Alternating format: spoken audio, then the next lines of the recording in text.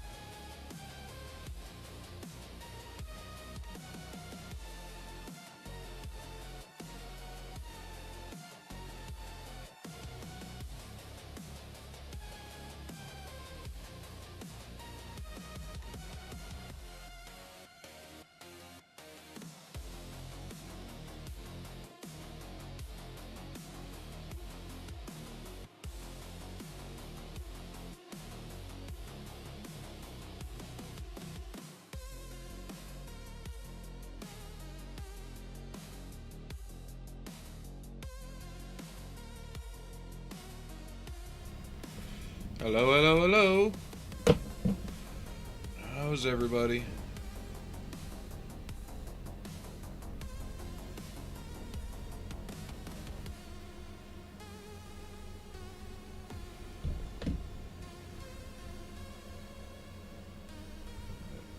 Back at it on this. Just went through and added all the external details. My idea here worked. I was able to use some styrene rod, make an internal exhaust. Not that you can really see it, but it might show more once it's painted. Let's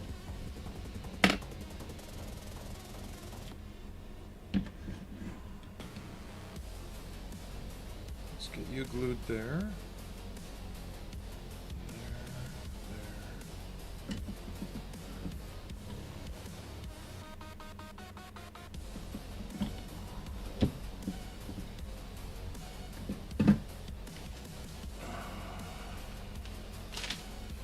Let's get the back plate finished up, and then we can start on the crane.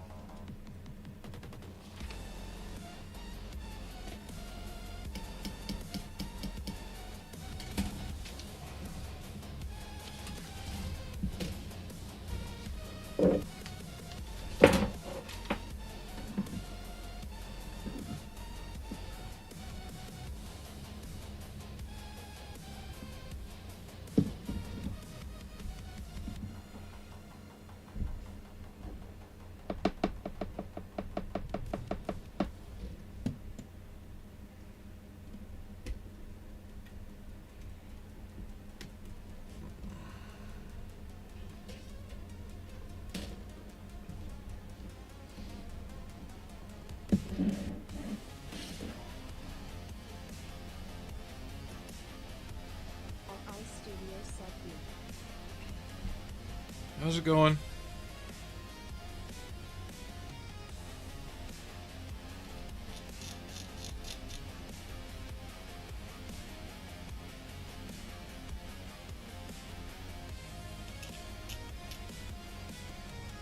Yeah, we're gonna aim for our usual 3-hour, maybe 2-hour stream today. Jen's off today and we wanted to head out and do some thrift storing.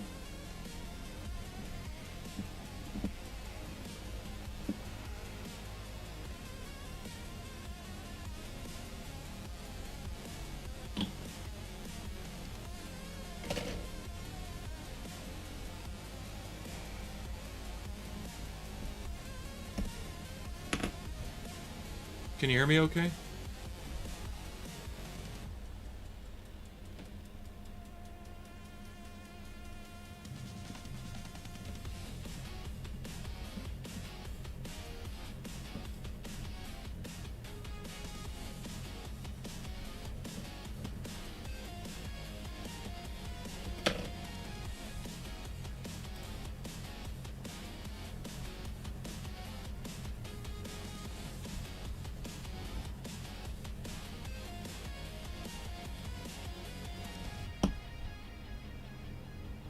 here.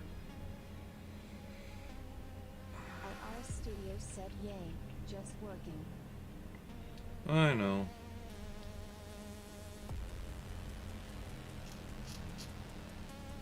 At least you had a nice long 4-day weekend, though. I wish I could have one of those without having to take PTO.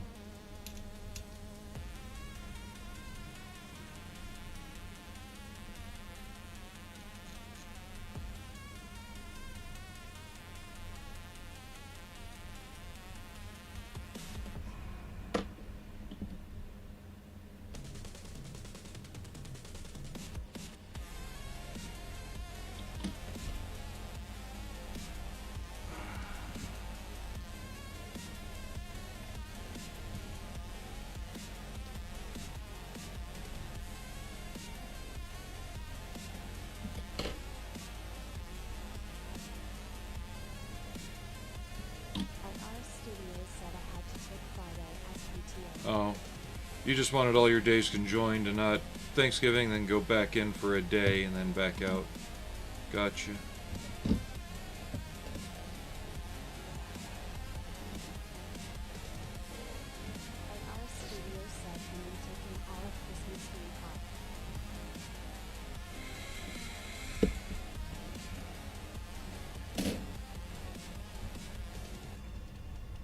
That'll be good. I'll only have Christmas Day off and then whatever normally scheduled days within the week for that.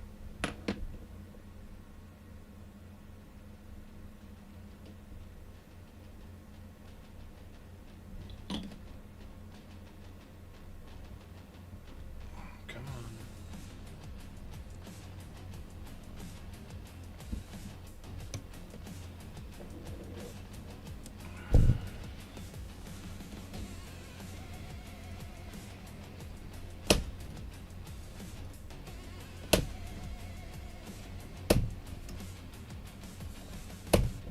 Joel 4166 said howdy all. How you doing, Joel? And thank you for the sub on YouTube.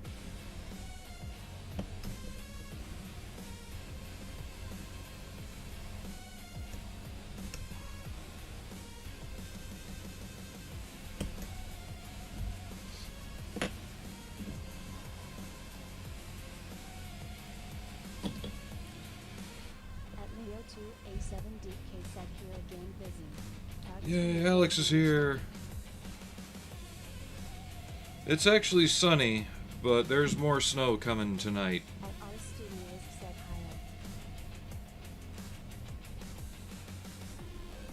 hi. Yeah, the next storm is supposed to hit tonight and not let up for 2 days. Maybe 3.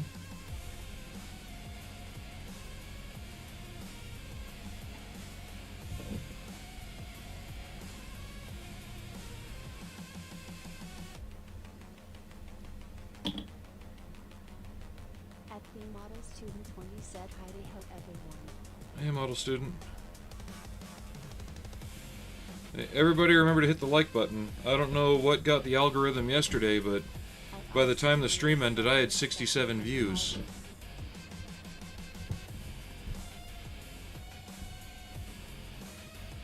So let's see if we can make that happen again.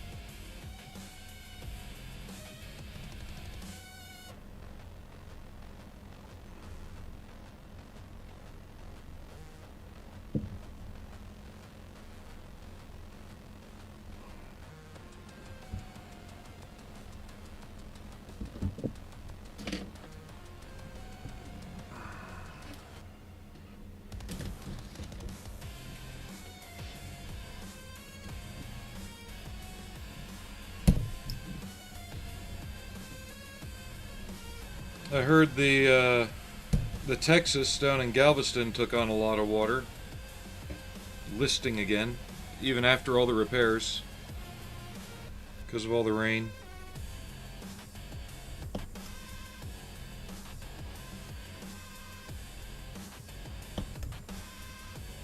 But you know, it's the battleship's just doing what it knows how to do naturally. If you know its history, you'll get that joke.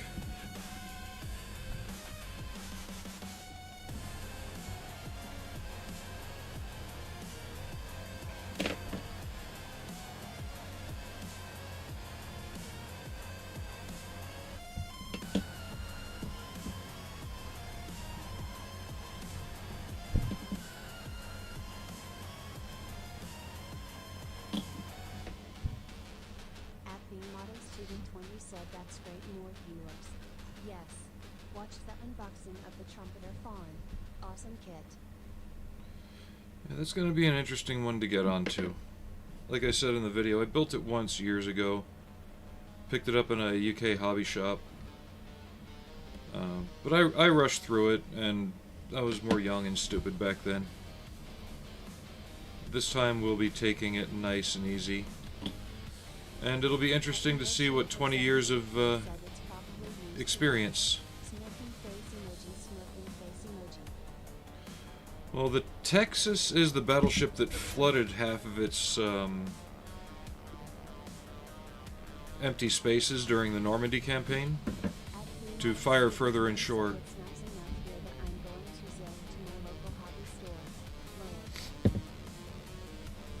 But then you'll miss the stream. Now, we're probably going to be ending around 1-ish, 2-ish here. So that way the wife and I can go thrift storing while the weather's still nice and traffic's not very busy.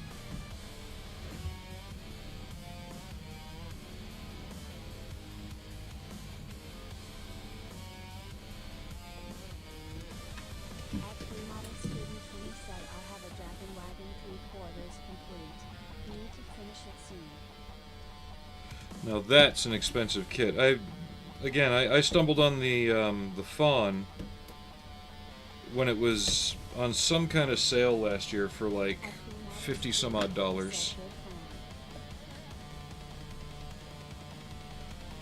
So we got it really, really cheap.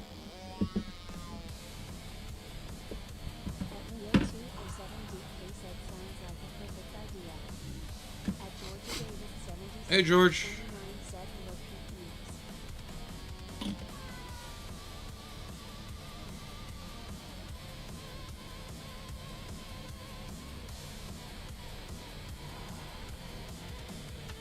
Looks like everybody's here.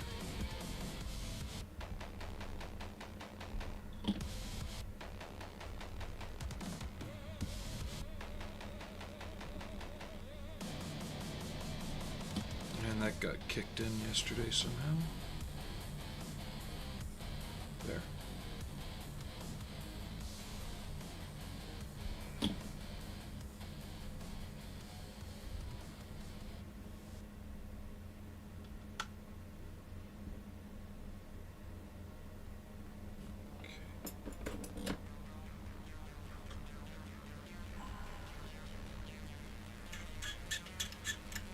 Just noticed a small seam line there that I forgot to hit.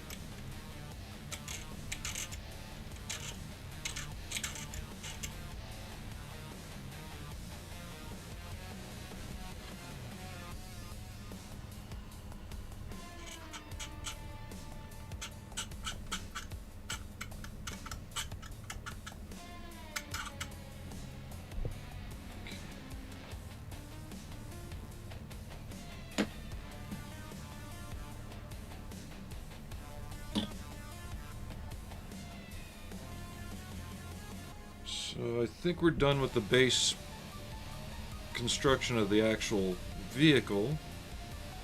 Now I have the crane to build. And I waited on that because I want to see if I can make it somewhat movable. And that's not working out too well for that. There we go.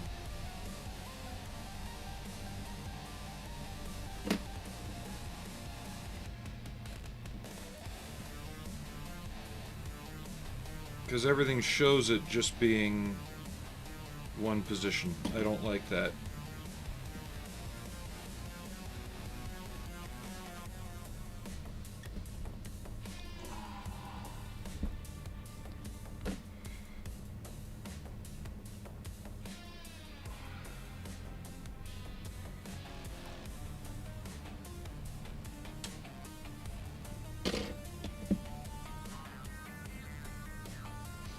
And I want to check on something,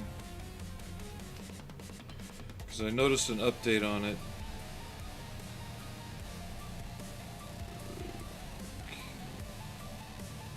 Hold on, Jen messaged me. I just gotta check something.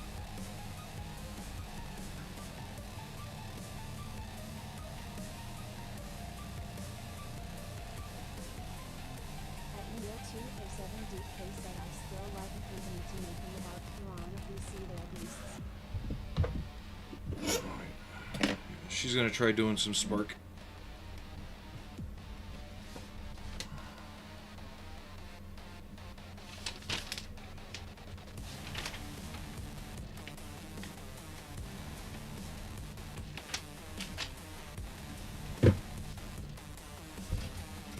So we'll need this, we'll need that.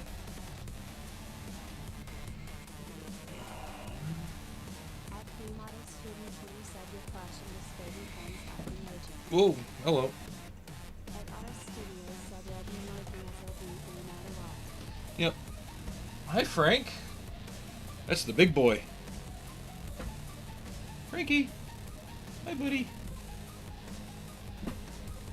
We still think he's part Savannah. He's got to be with that size.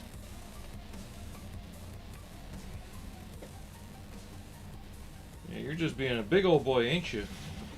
Over here. Come on.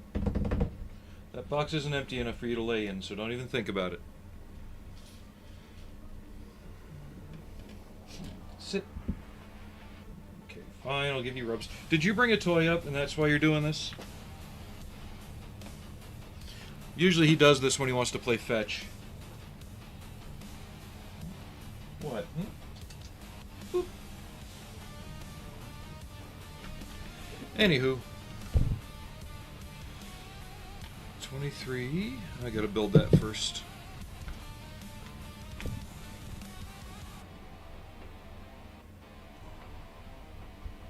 At Leo 2A7DK said not including Julie. Any big naughty girls in the pile? There's the Cyberpunk wakeboarder, and the second version of the gunslinger one that I did with the steampunk one with the arm.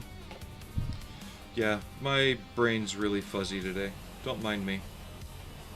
At Model Student 20 said getting a wee bit above your skirt interaction to get the book. Jeez. Eyes emoji, smiling face with heart eyes emoji. If you play the game Nier Automata, you see a lot more than that in that game.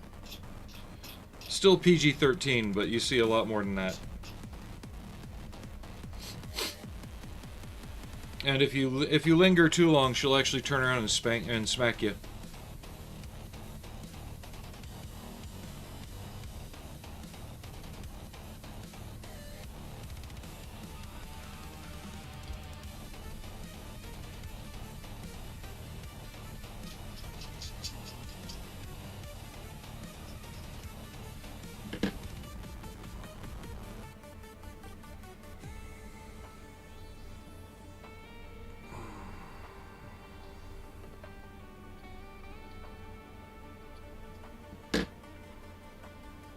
At Model Student 20 said no type.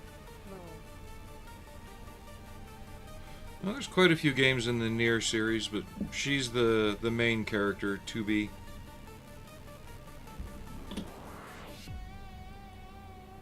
At least early on in the series.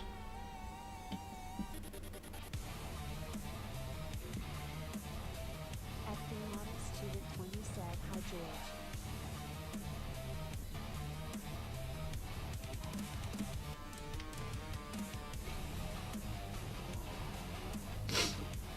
E5 and 6.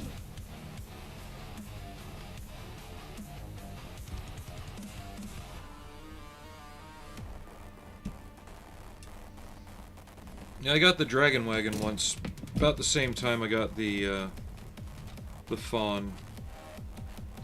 Just those big transporters, especially when you have the military moving companies doing it, they don't really travel well.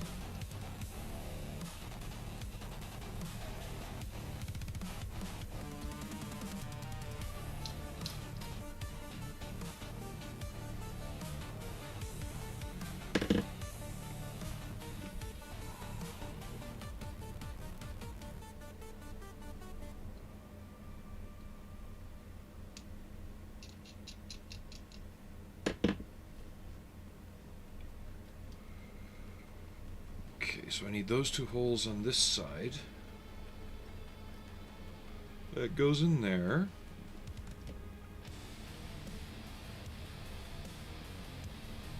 Now the instructions don't say anything about not gluing, but I'm not going to glue.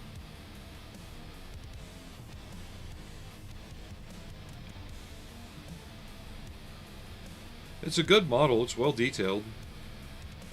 And I've got one in 72nd scale with a Panther A on the back of it.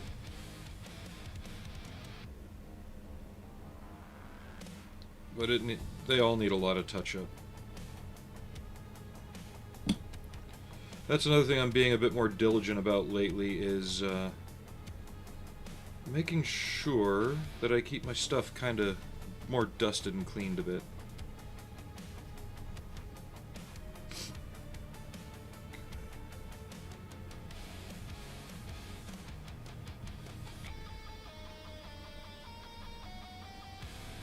Make sure that still kind of moves freely.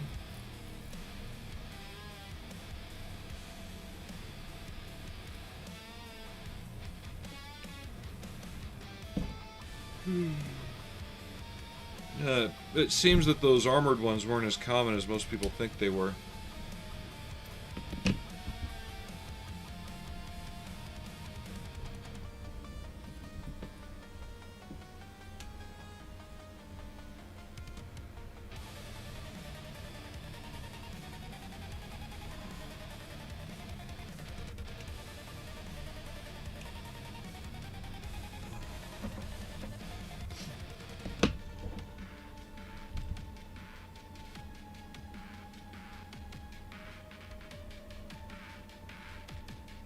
Excuse me again.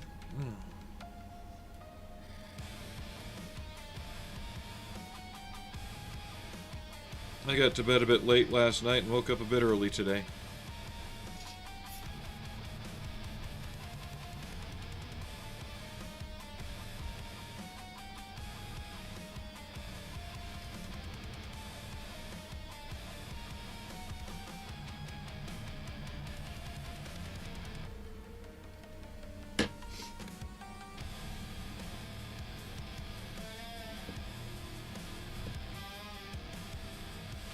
Did you get the trailer too, or just the cab?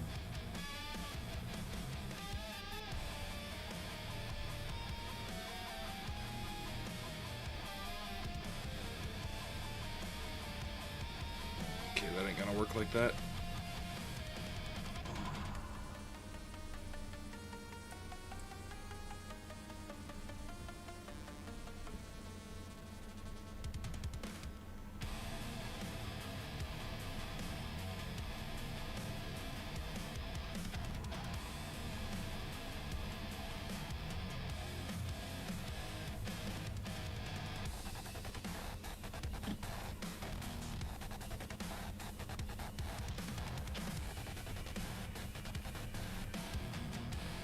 Messaging me now. My father. Give me 1 second, guys.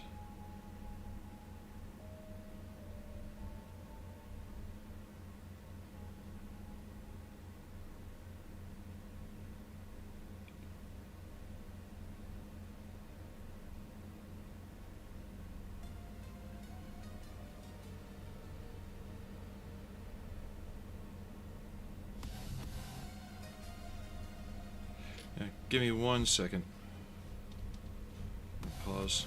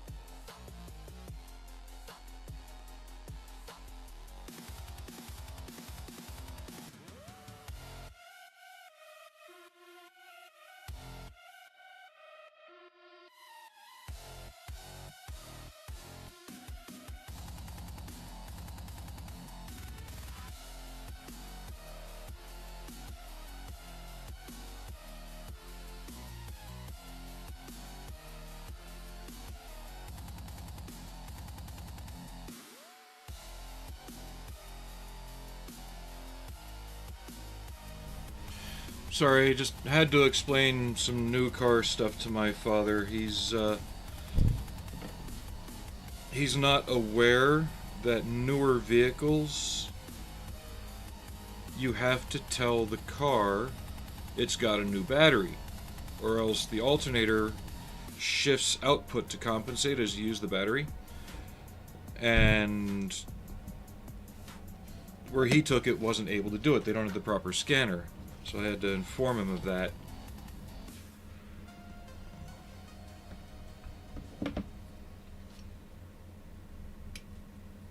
So he needs to take it to a shop to have that procedure done shortly after installation, or else, because he had AAA come out and swap out the battery before, and now his battery's acting up, because I'm guessing AAA wasn't aware of that or didn't do it, so now he's back down to square one.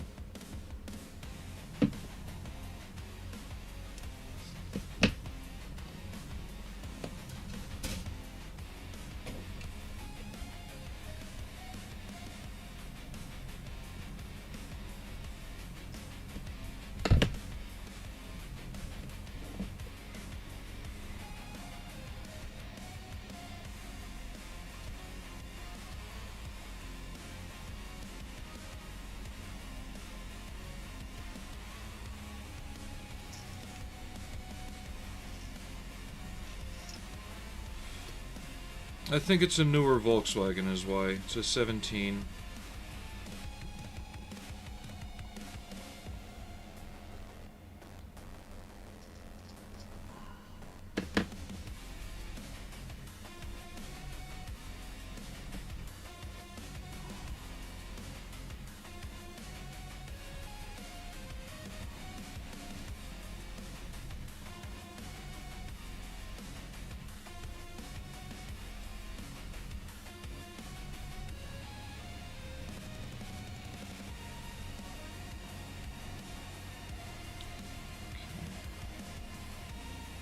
So yeah, this doesn't have as much movability as I thought. I'm going to temp assemble this and see what it gives me in terms of up and down.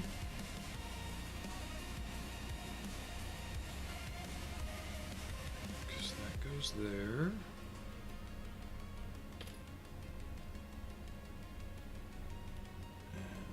And that goes there.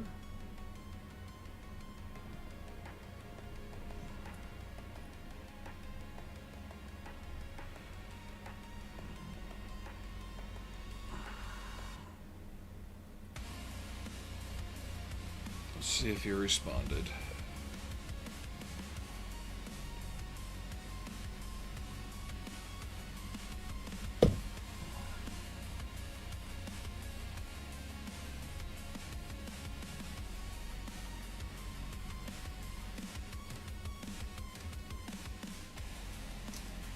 Come on.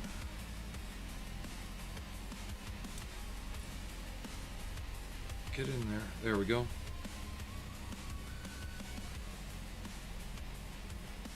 So it's got a limited amount of upward movement, but you could easily pull it out. I'll build it like that for now, and then we'll see.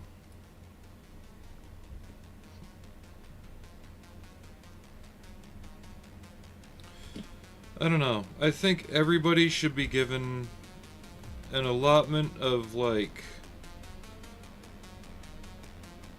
$6,000, right?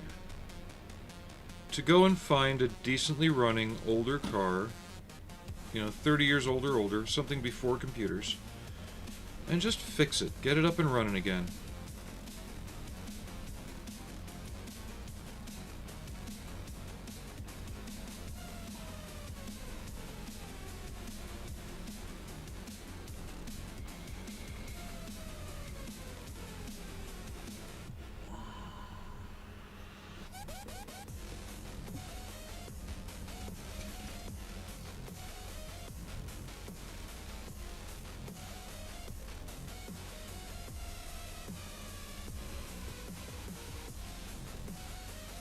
Why are you looking at the Edward one?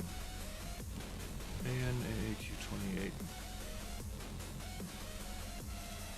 If I remember it, you can get that from Hasegawa. And all the weapons.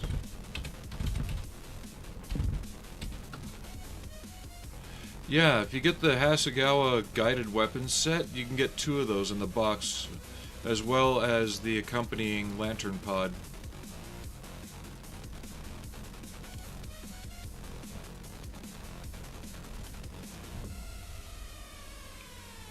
And the Hasegawa ones are just fine.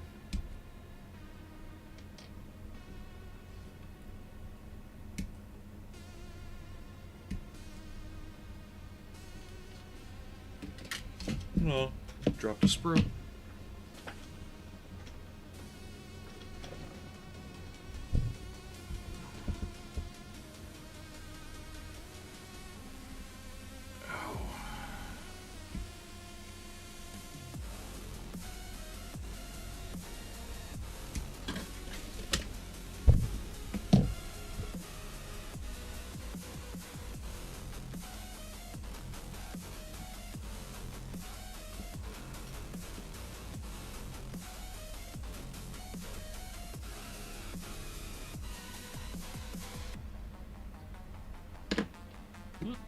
Excuse me.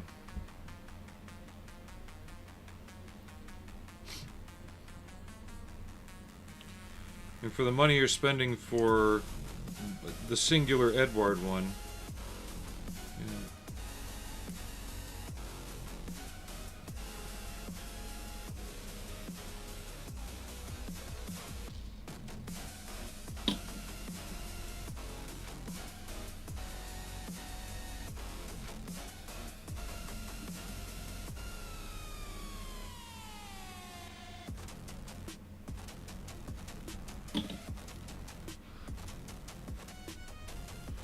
no worries. I take it you found the one I'm talking about.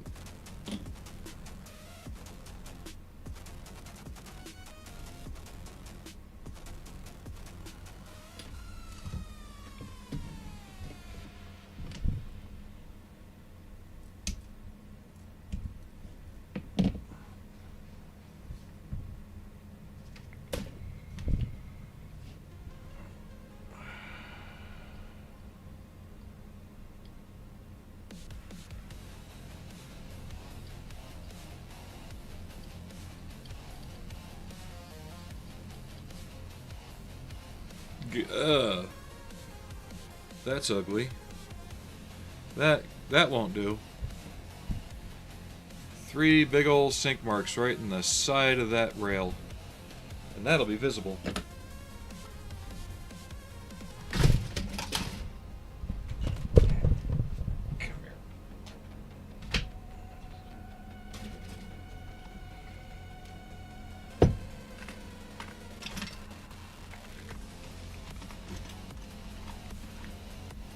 So, as usual, UV putty to the rescue.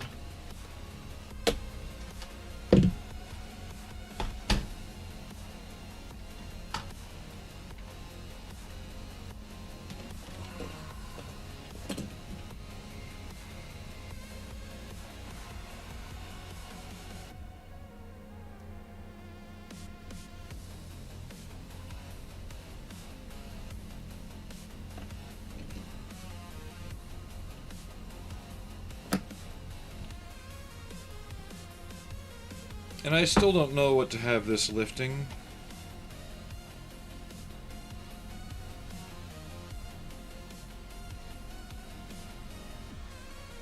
Got more putty out than I needed, but that's alright because honestly this stuff just goes everywhere.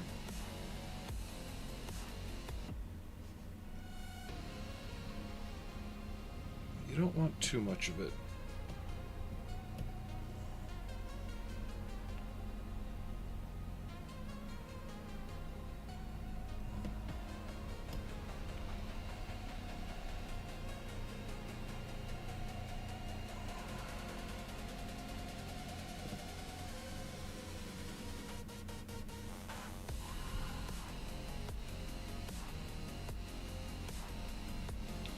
I don't know if that'll be visible. this will.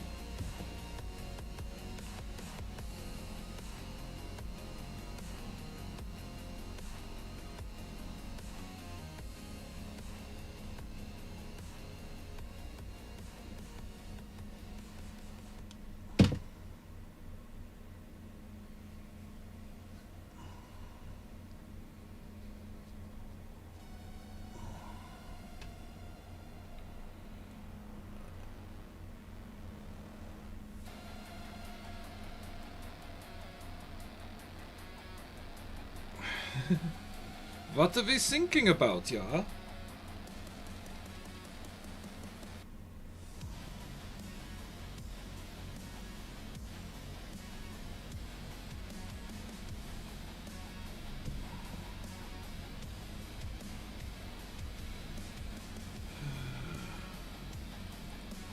I have built the 48 scale one. Finished it in red 2 markings. They didn't come with it. Their 72nd scale one is okay. I think the decals are a bit heavy-handed on their chipping effect, but they're good kits overall.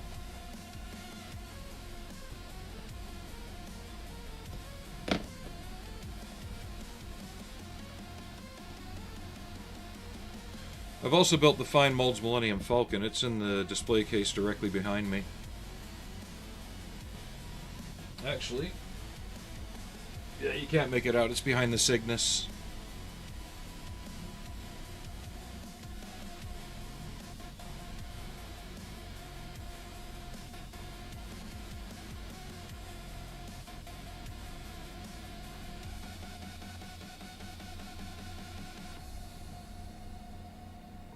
Trying not to look at the UV light because that will fuck up your eyes if you're not careful.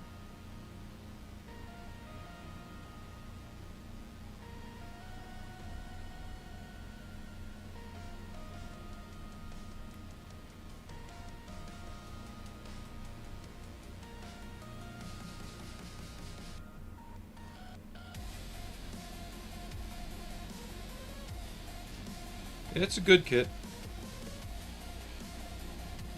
Other perfectionists rip it apart for little imperceptible shit, but it's a good kit.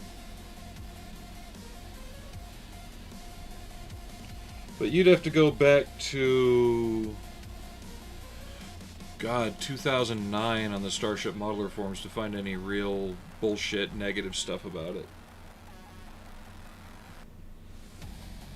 But that's also because the people that were looking at it were more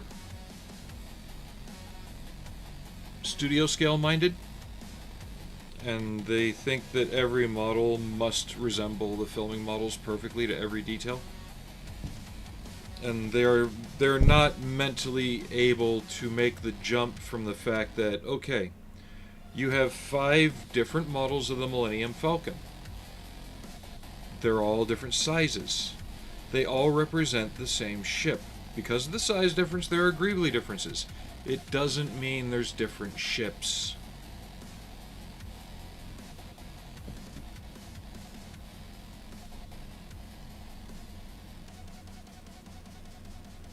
Fine molds just happen to homogenize the details of the X-Wing down into a singular craft, instead of picking a filming model. Because by all rights, you could take the old Ertl X-Wing from way back in the day, and if you can find the right pictures, you can make a 100% screen accurate model, because they used the AMT X-Wing as a filming model in Return of the Jedi.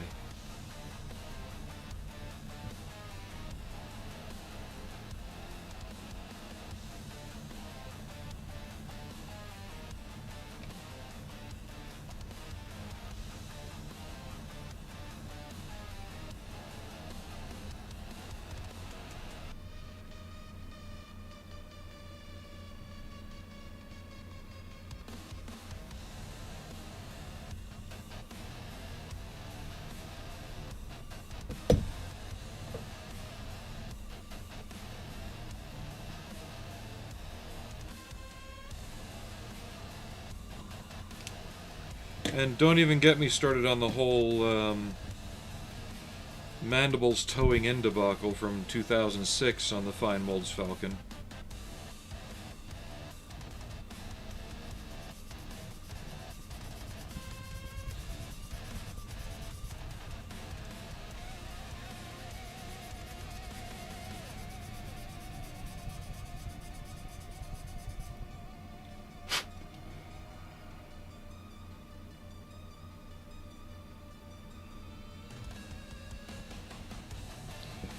Believe it or not, round 2 has actually gone through and reworked that old Millennium Falcon kit. They've given it thinner sidewalls, they've fixed a lot of the little issues that have been bugging people since the 70s. And it honestly looks much better for it. They've added more detail to the sidewalls, they've made it a much better kit. Still around the $30 price point.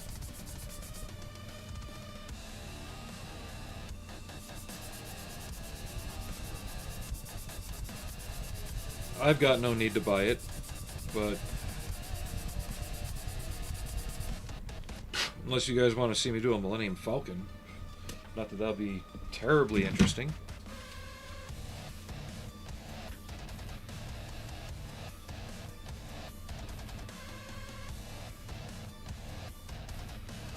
Yeah, exactly.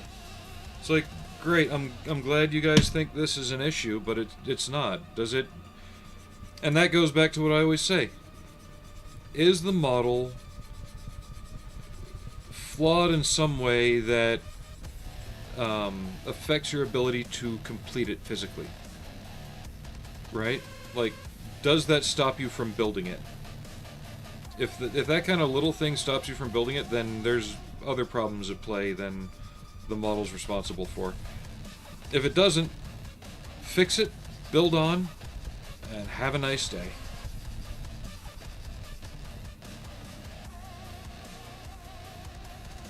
The Bandai kit is good, but it suffers from problems that I think almost every other Bandai kit has.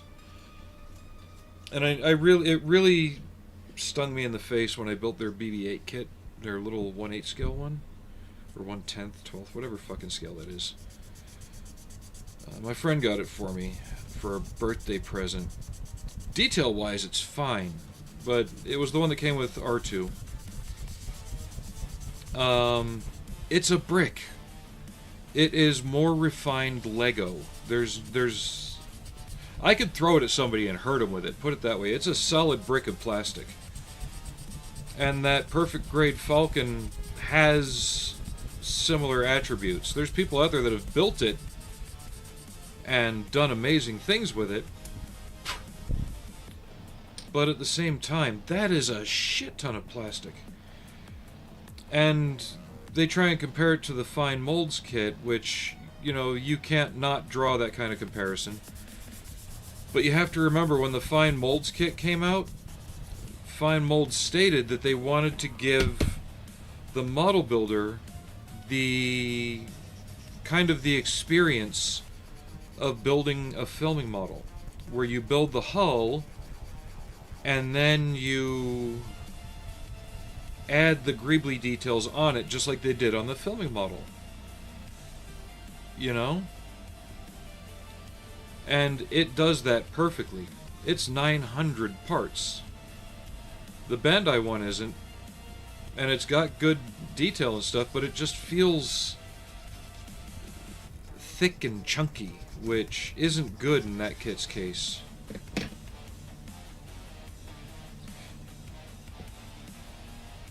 You'd have to see both kits in hand to kind of know what I'm getting at with that.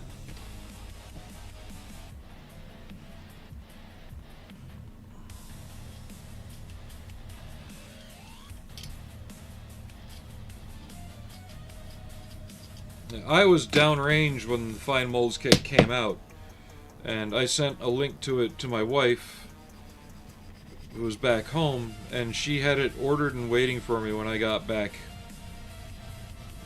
And I spent basically all my return leave building that kit. We just hung out, did things, and I built that model.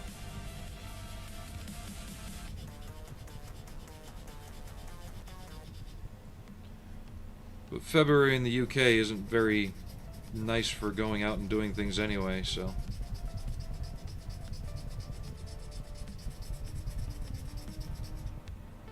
And that whole chunk of resin just came off. Great.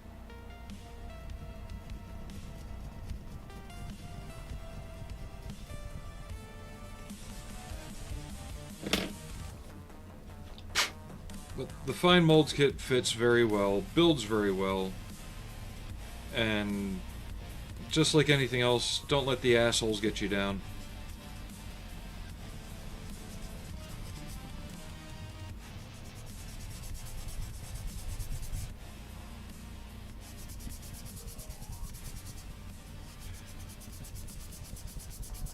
Like, I haven't posted the Bushmaster in like all the IPMS sites or anything, but I'm expecting one of the first comments is, because it's not done yet, but one of the first comments is going to be, it doesn't have the oval depressions. It's wrong.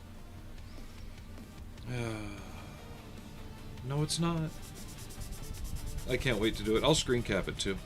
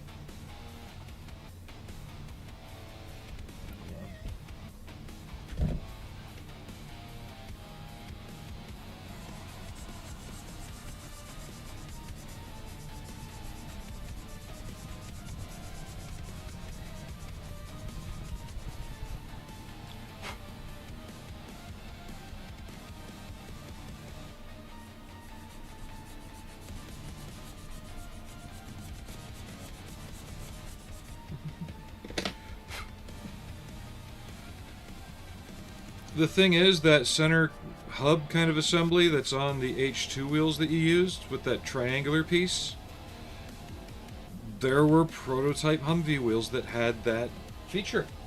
So you're not too far wrong, but yeah, they're not right, but you're not too far wrong. But it's also your model, and really, unless you ask, what could I do to make this more correct? Accuracy is what you make of it.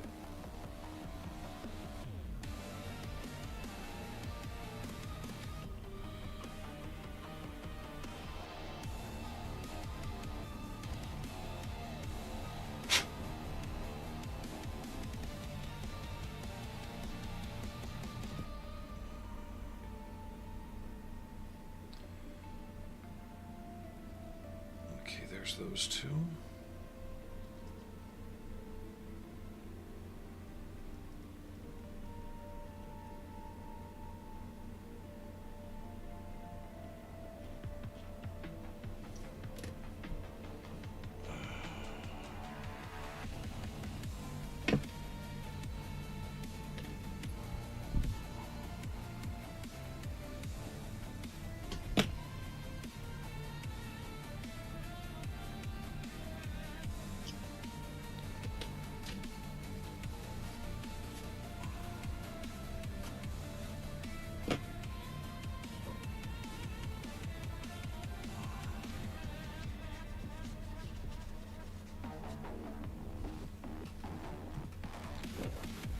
I know.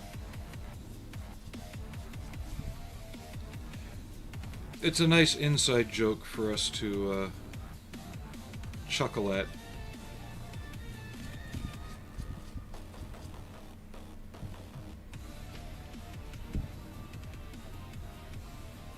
Because you already had that one guy come after you about it.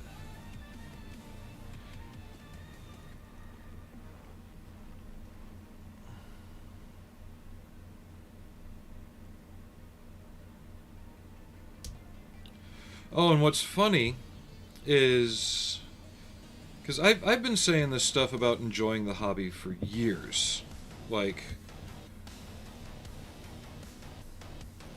I've been saying, you know, don't let the others fool you, and anything like that, right? I've been saying it for fucking years.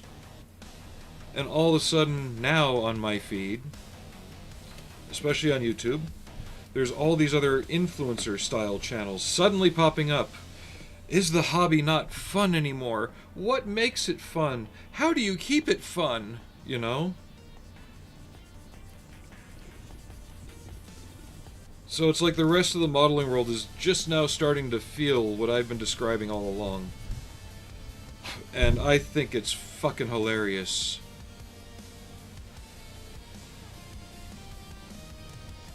This hobby is not a hobby for keeping up with the Joneses. If you do this to keep up with the next best technique and show that crap off, you're doing it wrong. If you do it because you love putting shit together and making it look as good as possible, then you're doing it more correct. But it's all in what you get out of it, right? Are there those out there that get a kick from being, you know, 100% accurate, detail-oriented? Yeah. Doesn't mean everybody does. But now I'm just seeing all these posts pop up asking that very question, and I'm like, if you're not enjoying it, you're doing it wrong.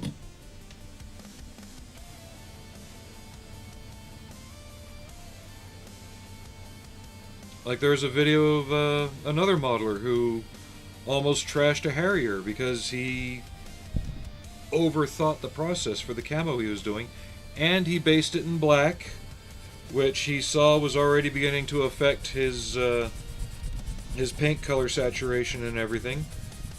And he'd made so many mistakes, he decided to strip it down. And when he repainted it, he did not repaint it in base black. He pre-shaded it. And it turned out so much the better for it, you know? But if you're doing this just to say, look at me use the latest technique, look at me use the latest and greatest item, and you're not honing your skills? Because you could use all the greatest techniques in the world, but if you don't have a base artistic skill set to go by, all it is mimicry. There's no life in it.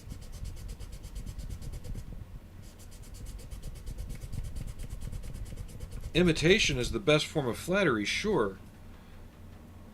But when you don't know how the original was done in order to imitate it, it's kind of like farting into the wind, you know? You can sit there and try and copy and imitate things all you want, but if you don't know how the base thing was done, you ain't getting it. That's why I like the Shep Paint and Verlinden books and the other one about painting figures with acrylics, because it actually has little things that explain what's going on at the paint level type area, so you kind of understand what you're doing and why you're doing it. Like, you hear these people always, I'm going to use miniature painters as an example, they're always talking about glazing and this and that in terms of blending the paint. But a lot of people don't understand what's going on to take advantage of it and do it right. They're just trying to mimic other people's styles and techniques without knowing the why. And you really do need to know the why of why you're doing it to make it work. And that Harrier was a perfect example.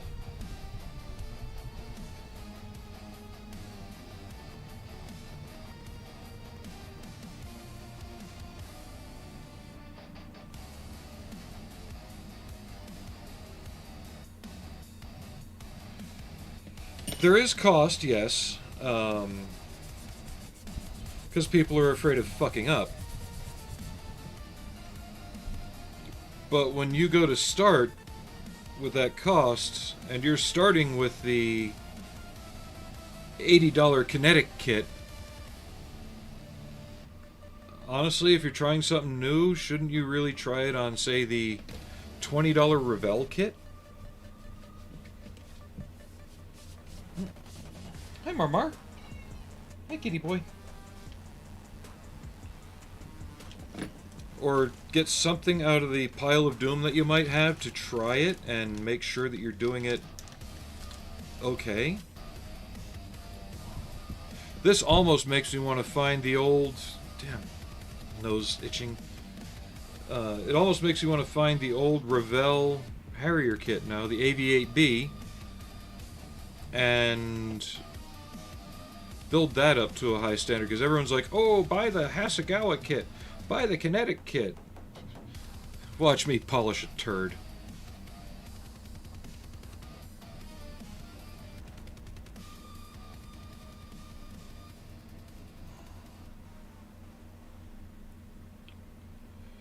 That's great, that rod's not straight. Yeah, that's about as... I need...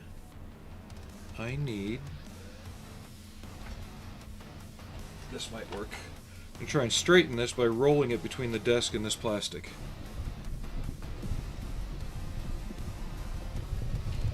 But it's easier to create light on those spaces if you don't have everything black. Right? If you have that lighter dot underneath where you're going to be spraying your paint, it makes it easier, which is why pre-shading works in that regard.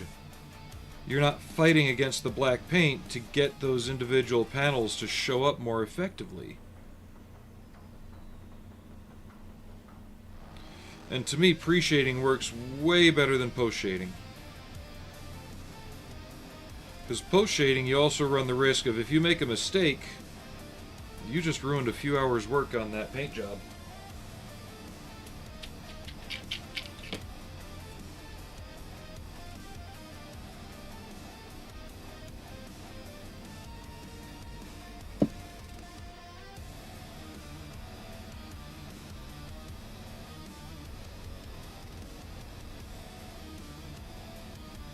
Yeah.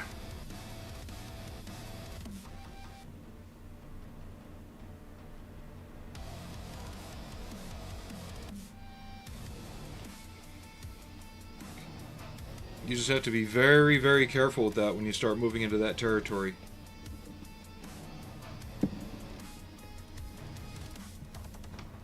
And it's not a difficult technique once you understand it and once you get it down.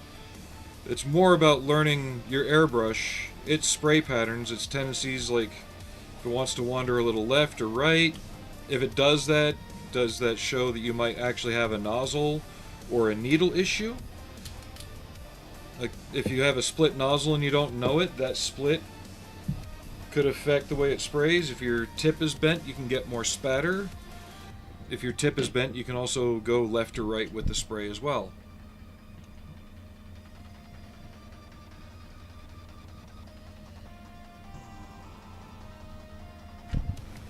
I noticed this wasn't fully exposed, so taking another minute.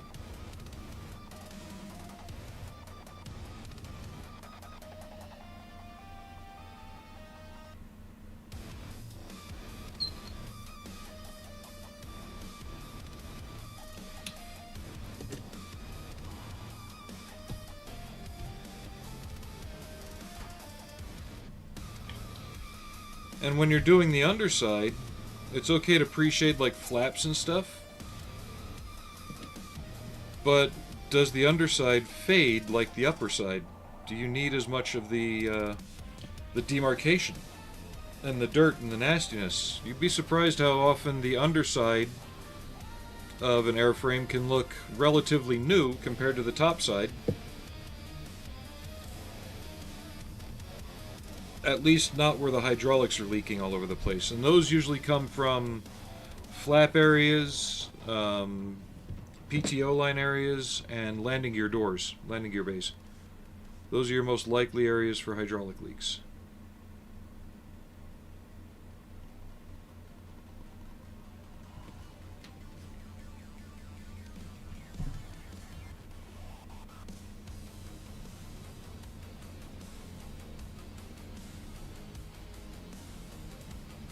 But that's the thing, is a lot of people doing models now,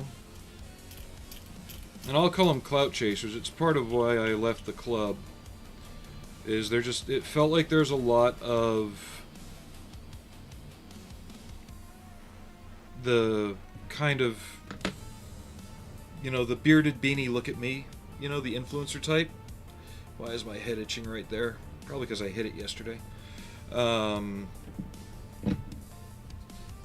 And they're just copying what people see without understanding the hows and whys of how an airframe gets dirty.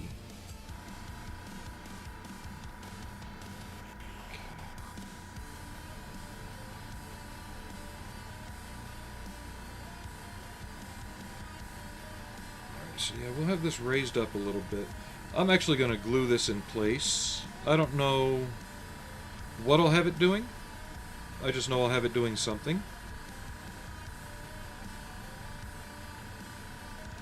We'll have it turned over the side, and then I'll have the body load levelers out at least.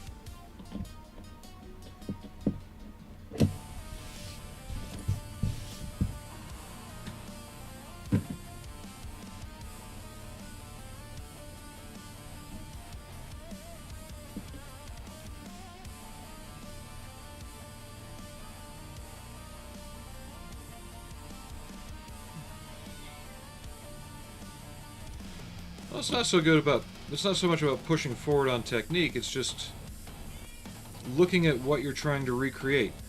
A lot of times you'll find that people just overdo it, and you look at real airframes, they don't get that dirty. Rare instances they do, but that's very specific cases, like people will do an A7, and most US A7s, they'll do an A7 in US markings. I'll be more specific about that. Yes, our aircraft can get grimy. Usually by the time they get to that point, they're going to the depot to get stripped down, rebuilt, and repainted anyway. Most in-service aircraft don't get that dirty. And then someone's like, oh, look at these Greek A7s. Well, one, they probably haven't been repainted in the 20 years since they got them. Two, they probably live outside in the Greek weather, and they're sun-faded to all fuck. They're greasy as all fuck, because they don't have the same budget we do. So if you're doing a Greek A7, yes, do it. If you're doing an American A7, maybe pull back a little bit on that ugliness. I mean, there's artistic stuff, and then there's trying to really bring it out. And be sure the photo you're referencing hasn't been over-processed using HDR.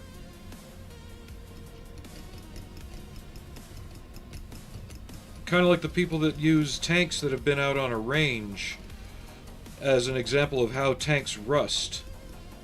No. And the same M60s in Georgia that have been sitting in the woods for 30 years are not a good example of how the tanks weather. Not active ones, you know?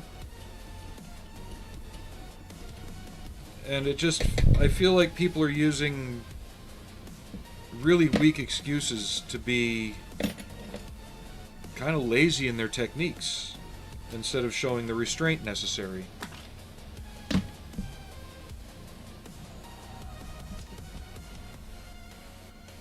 And I'm sure somebody will come back at me with something, but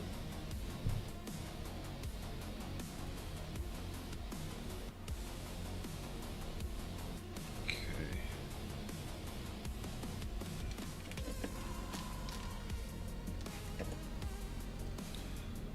Let him.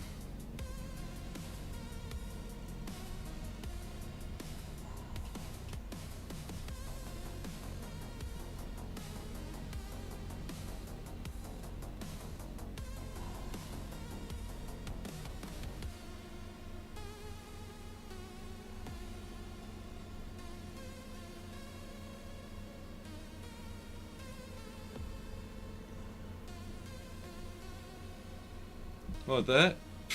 Yeah.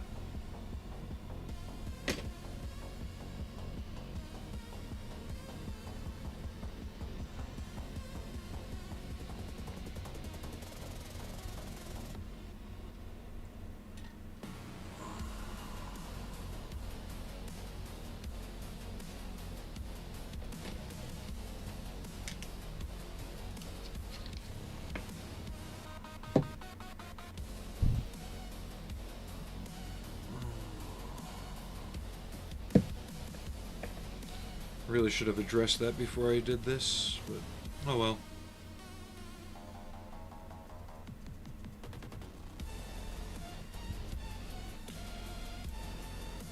Oh, don't get me started on Vietnam modelers.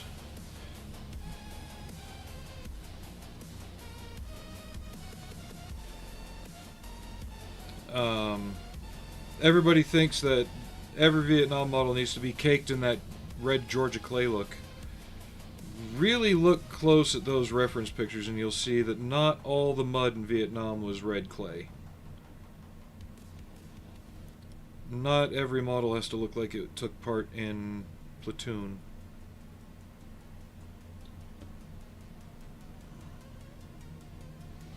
They are. I will say that flat out.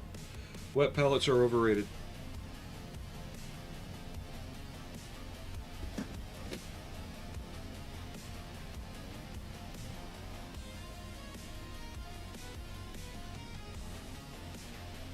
They are more hassle than they're worth. Sure, they work right once you learn them, but first you gotta learn them.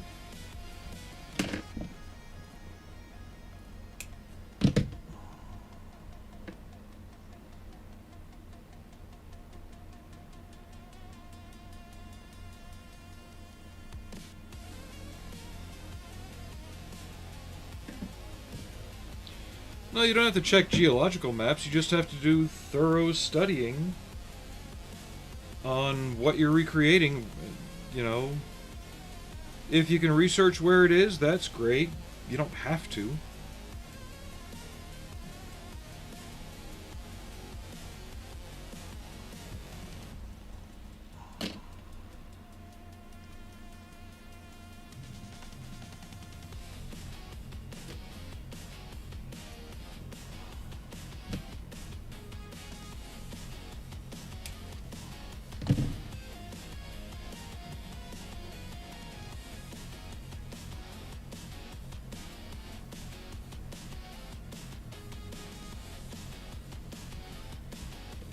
See? That's good for that one then. Need to make a shorter one for the next one.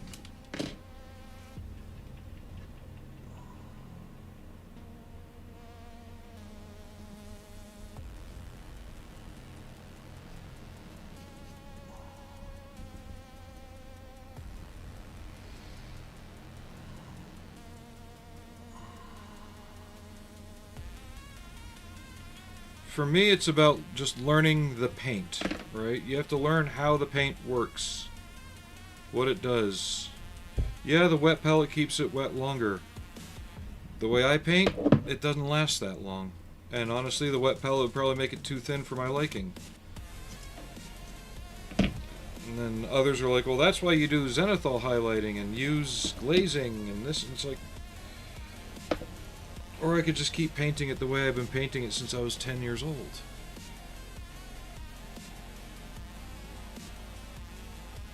It hasn't failed me yet.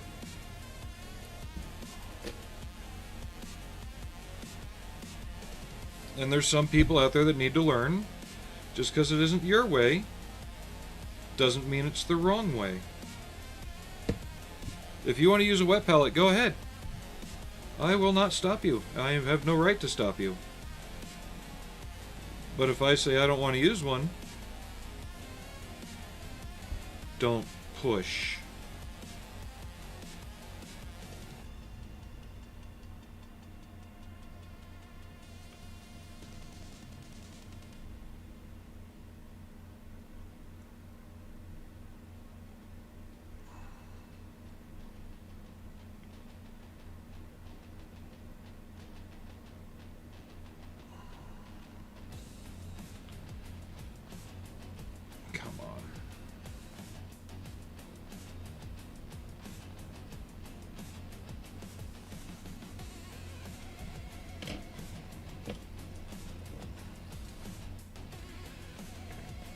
Yes, exactly. Find your way. If using a wet pellet works for you, awesome.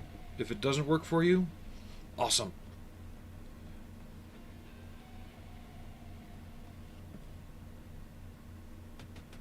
And that's what this hobby should be. It should be finding your way. Not use what I use because I use it. No. No. I can recommend things, I can show things, I can... That's all I can do. If you guys like what I do, copy me. If you don't like what I do, find a different technique. Show me something I might not be trying. Maybe I'll give it a shot if I find that it does something better.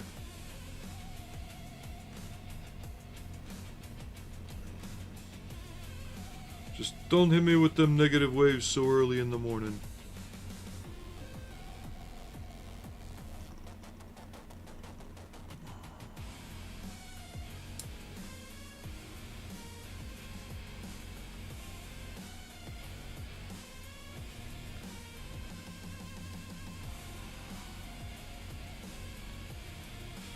Well, you ever hear of the saying, if like when you're talking to somebody, if they say "but," they stop listening?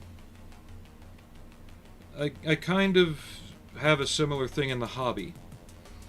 If somebody says "should," you shouldn't. You could try.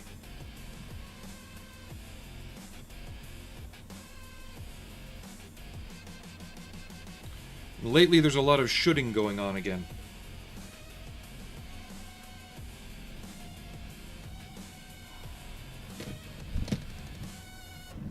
Woof, woof, woof.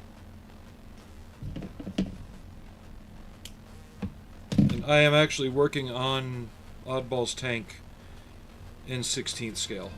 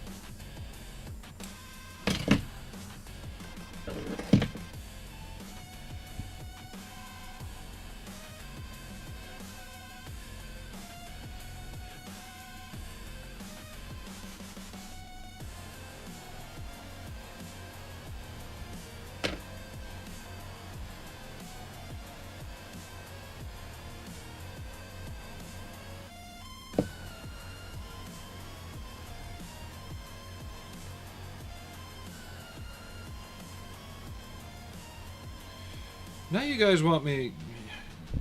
You guys making me want to go get an old Revell monogram, raised panel line, 1990s issue Harrier 2, and just polish that turd.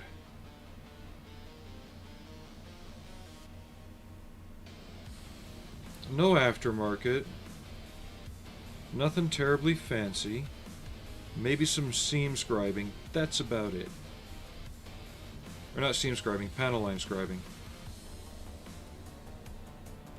I'm such a bad influence.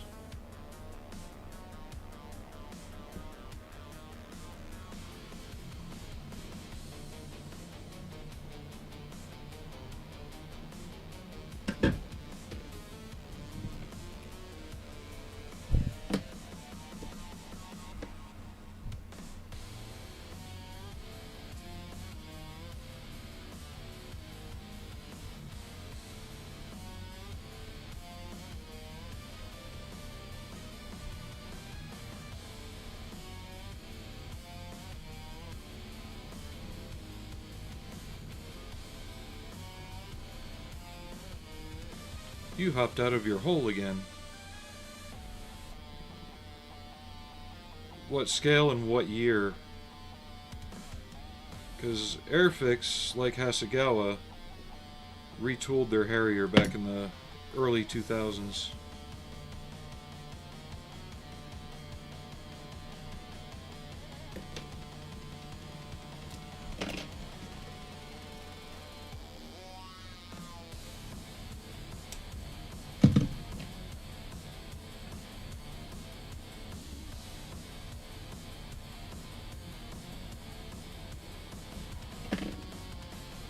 Go for it.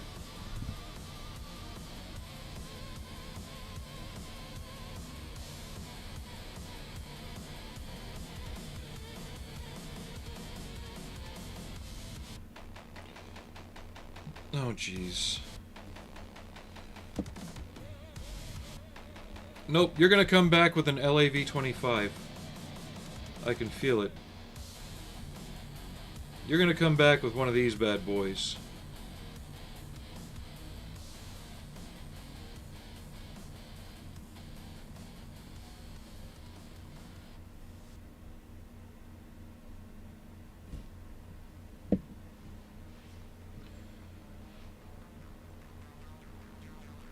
Okay, now these.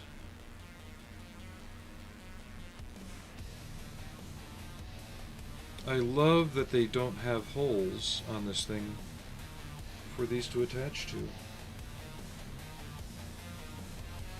This is gonna be fun.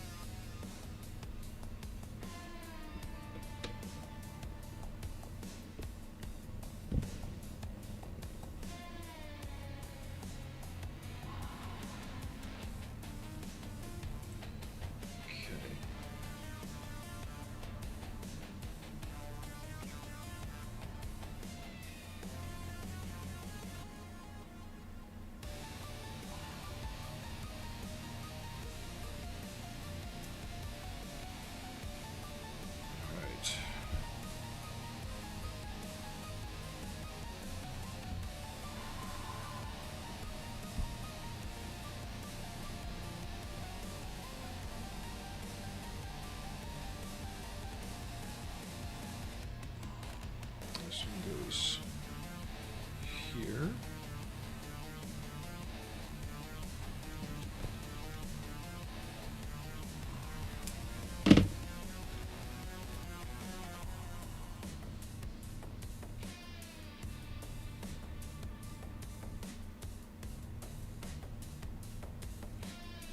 I need to look at my pictures and see if there's any kind of retaining band up here.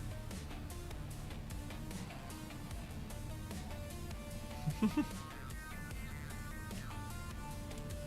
think I have one really good picture of the back face of the crane.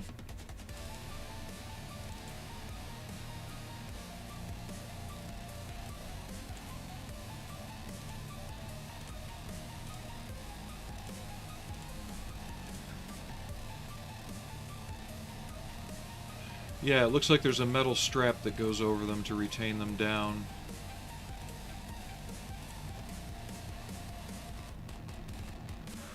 Oh, there's a few. Good.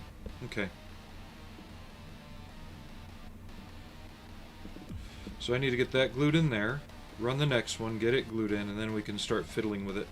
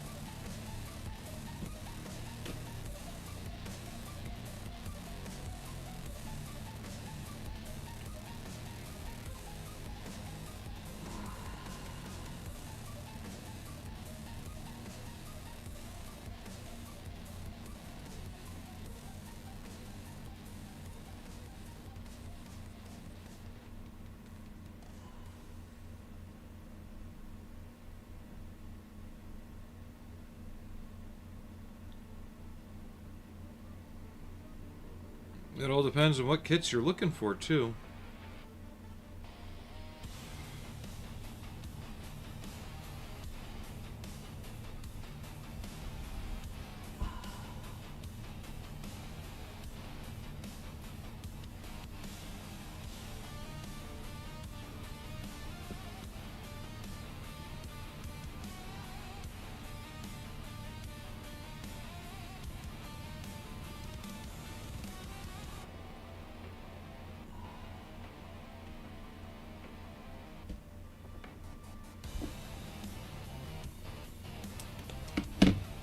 Okay, that just went bye-bye.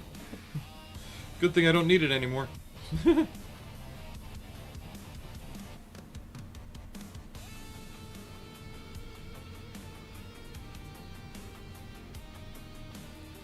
Oh, the half-track shipped today, I believe. That's what I wanted to check.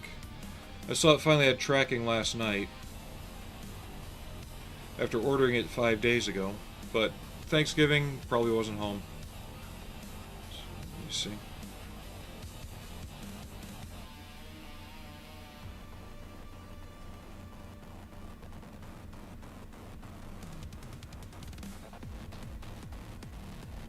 Yeah, it probably won't update till this afternoon.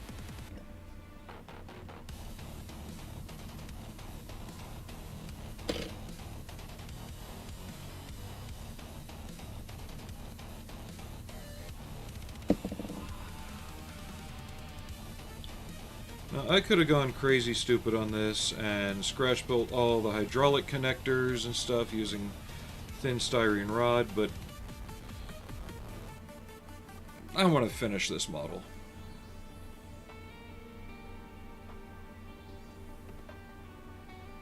Do what now?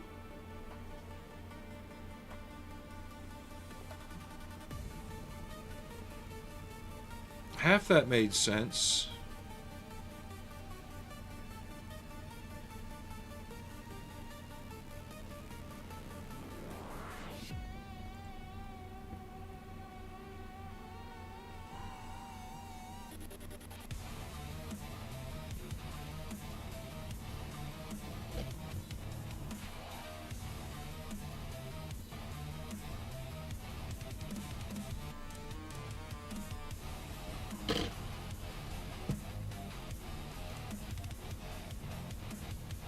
Okay, so there is a strap that goes across all four, and then there's two more.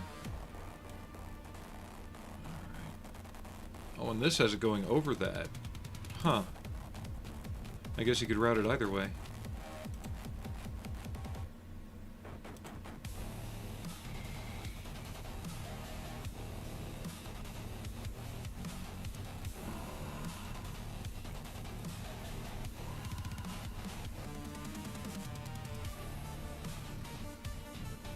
So we're going to see about repurposing a photo etch part.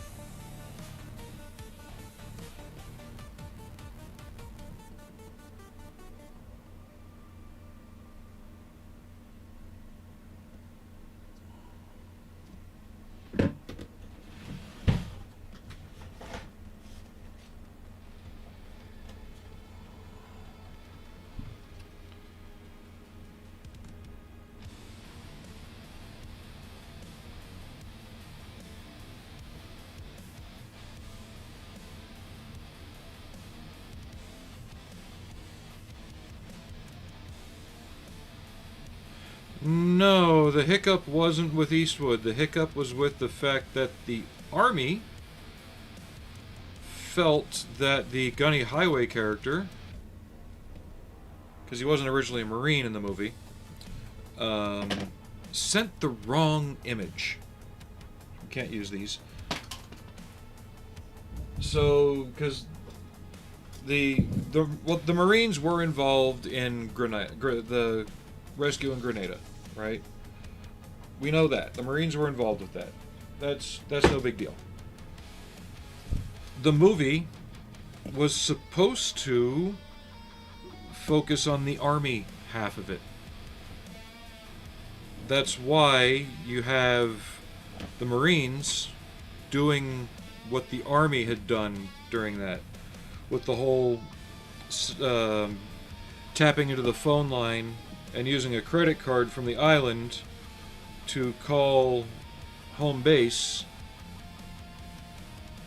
to send in air support. The Army actually did that.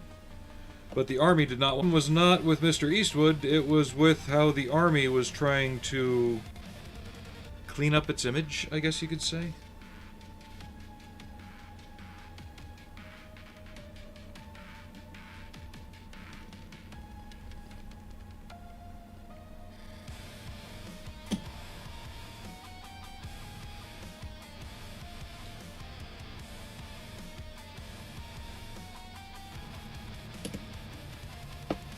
Another thing you could kind of take two ways is how the Major, Major Powers.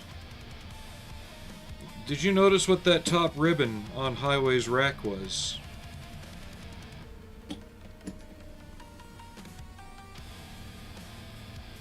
Light blue with a bunch of white stars on it.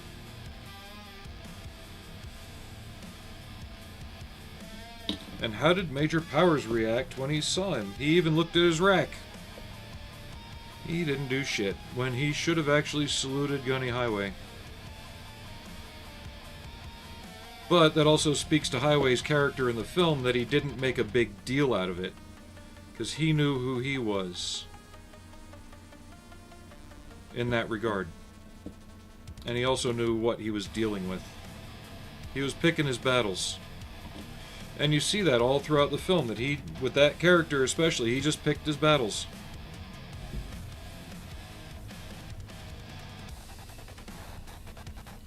And he told the guys he was training the same thing. Once he got them cleaned up and he'd earned a bit of their respect, he started treating them the same. And when they'd fuck up and Powers would start getting on him, he didn't let Powers get to him.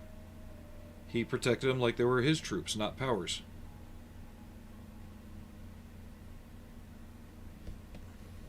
So yeah, watch that movie again, but pay attention to the little things going on.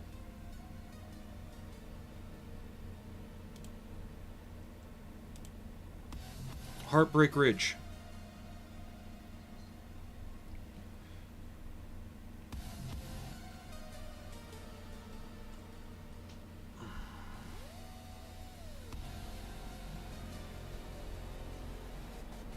No, I don't watch much regular TV anymore.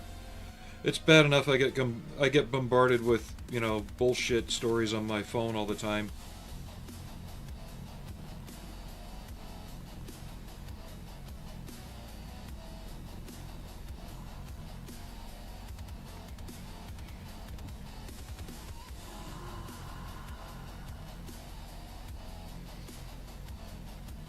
Yeah, but now with what I've told you, go back and watch it again.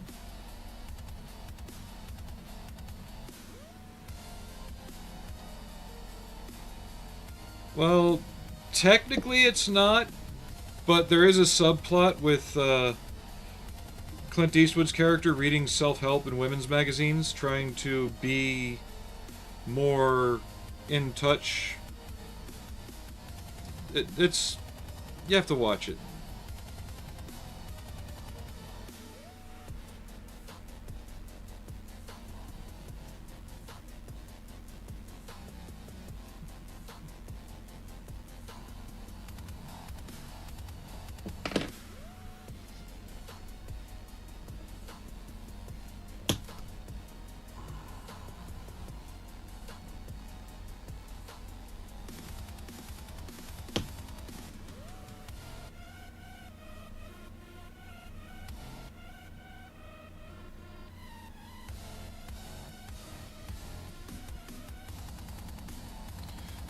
For all the bullshit people give it, it's actually a highly well-made film. It really is a well-made film.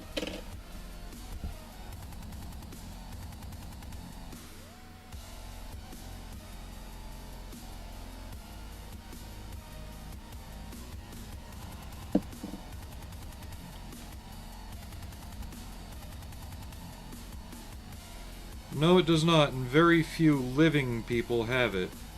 It's typically rewarded posthumously.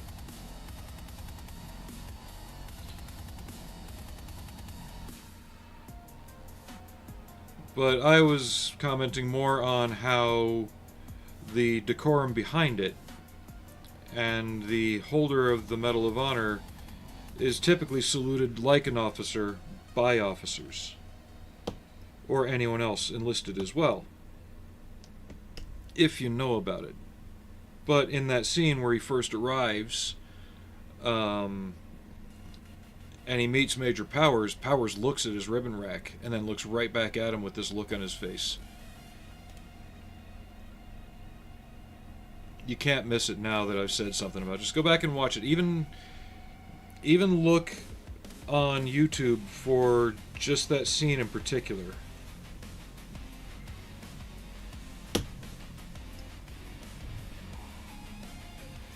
Because that part of the movie even pokes fun at the army saying no to making it, and how they were a kinder, gentler army, you know? And it was them poking fun at it with the Marines.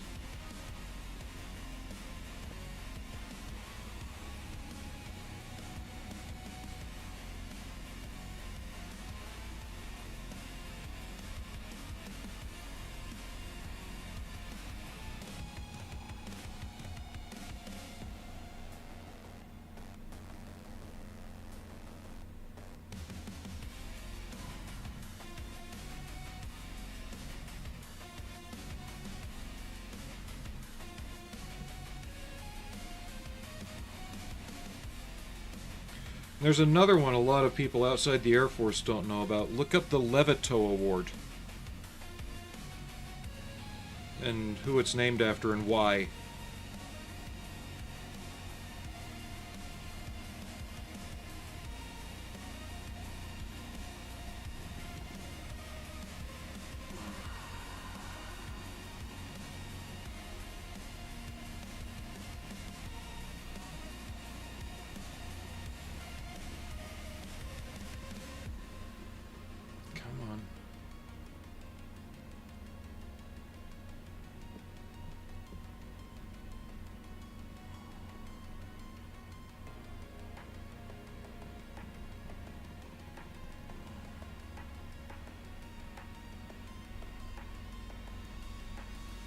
Sorry, this whole tubing on the back of the crane is taking longer than I wanted it to. I want it to look proper, though.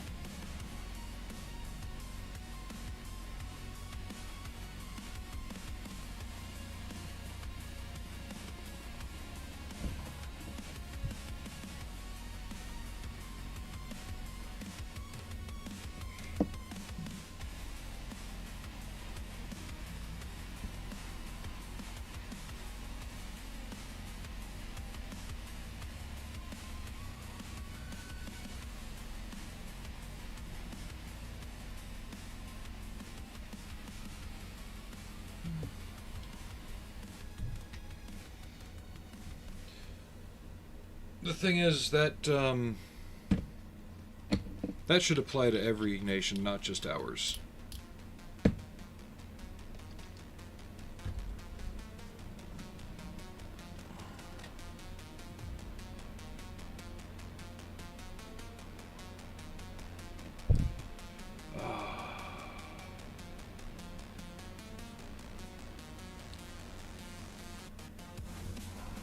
Come on, super glue, work for me, please. Of course you didn't. You just lifted off the filler. Yay! More glue.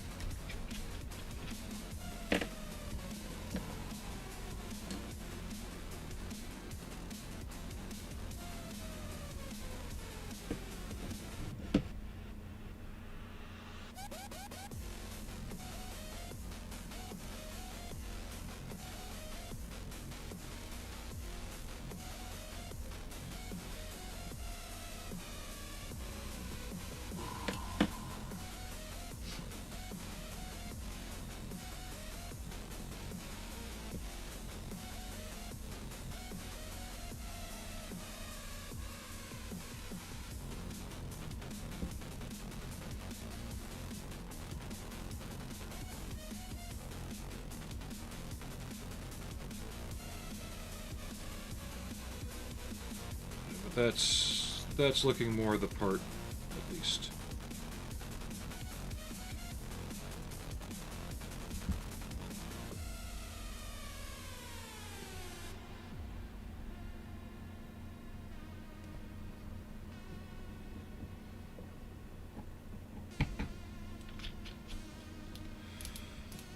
Well, watch World War I ones, like really in-depth ones. World War II is nothing compared to that. World War II is almost humane compared to the shit they were pulling in World War I.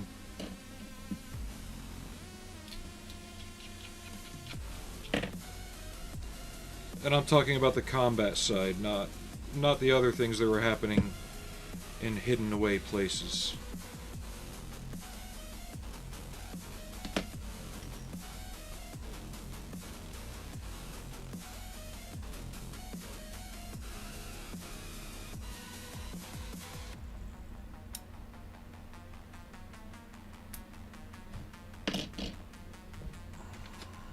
In World War I, you had troops using the bodies of their dead friends to shore up the walls of the trenches, for crying out loud.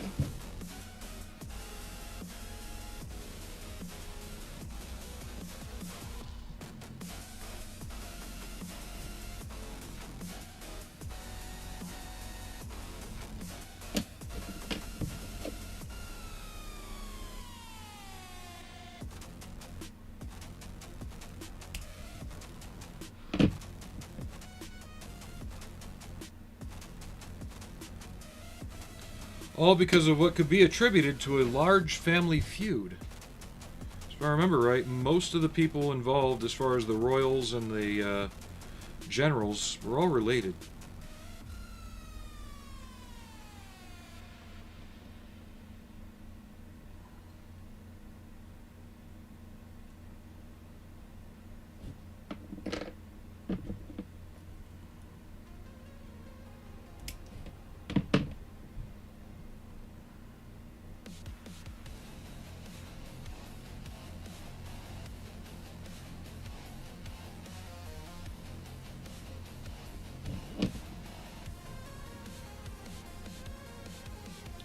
There, I feel better about that now.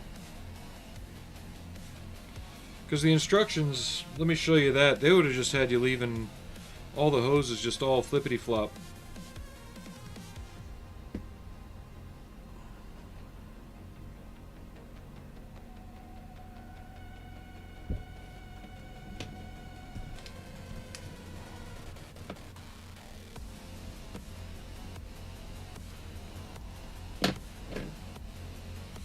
So there's what I've done with it.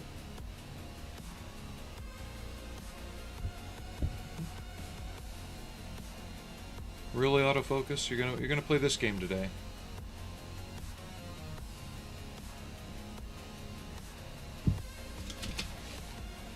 This out of the way. There we go. That's a bit better. It may be. But this is what they would have had you do. Just leave them on the back like that.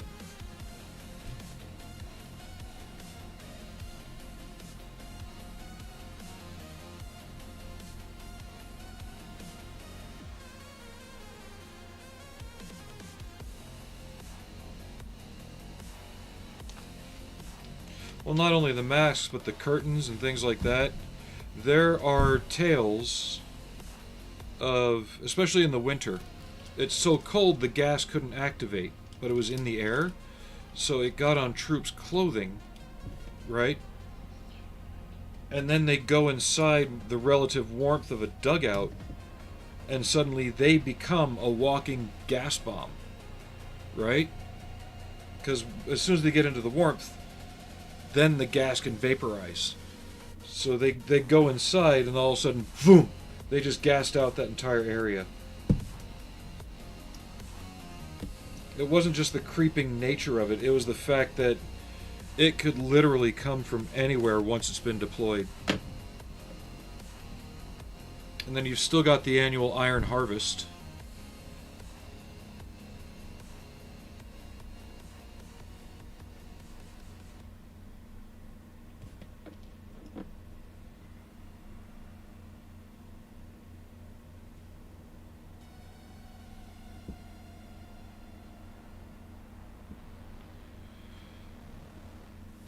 There was an episode of Time Team where they had found a dugout in a field in France that apparently wasn't ever put into full use. I have too, usually after eating a lot of fried onions. But they talk about a lot of that stuff because the things they find in the dugout. It's a really neat episode. It's on YouTube.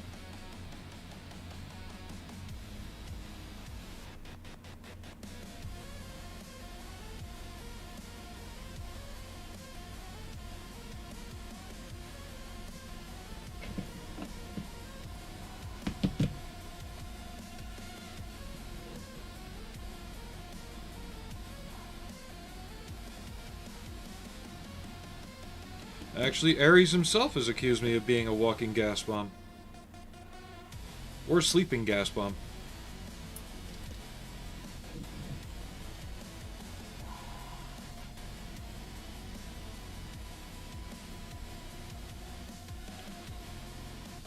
Don't even get me started about my wife.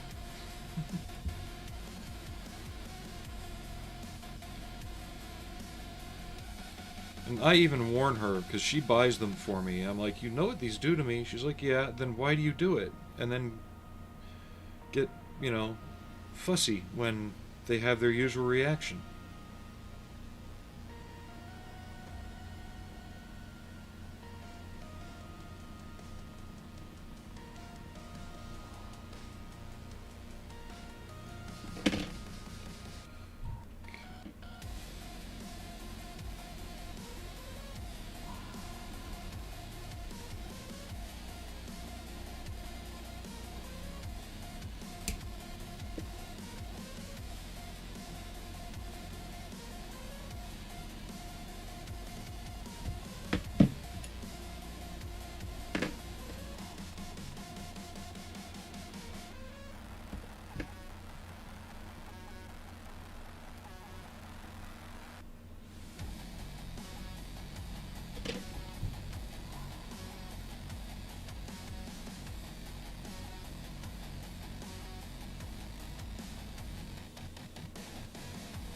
Just trying to turn that sideways so I can crimp it a bit better.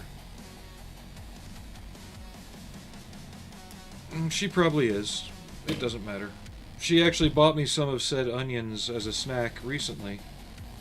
But I work tomorrow, so I'm trying to spare my fellow coworkers the gas attacks.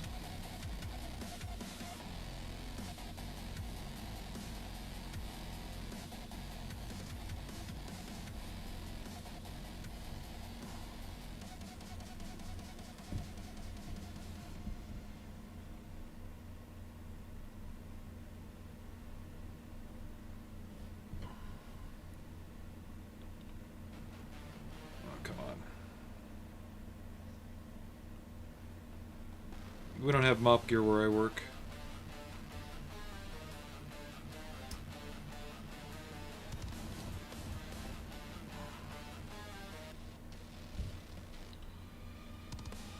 Come on, I just fucked this up.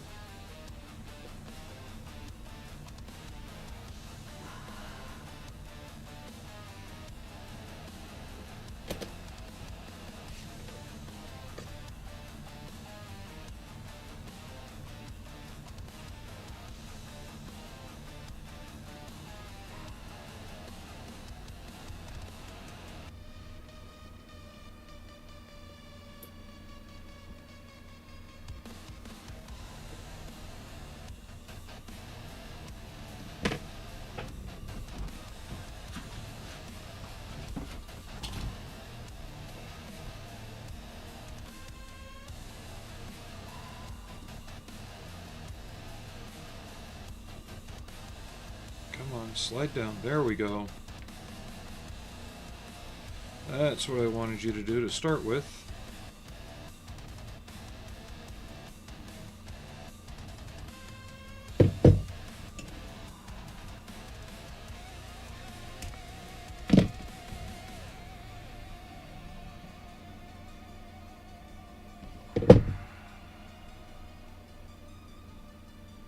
Just flip you back around.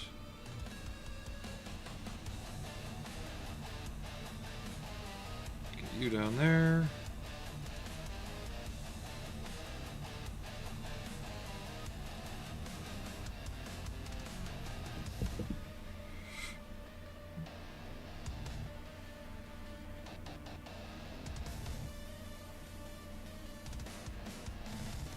There.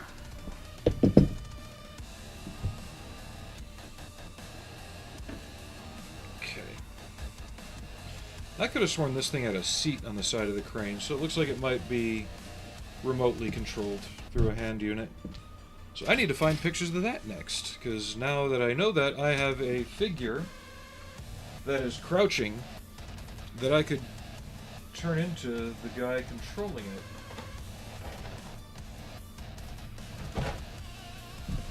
Or it might just be all internal and be controlled through commands.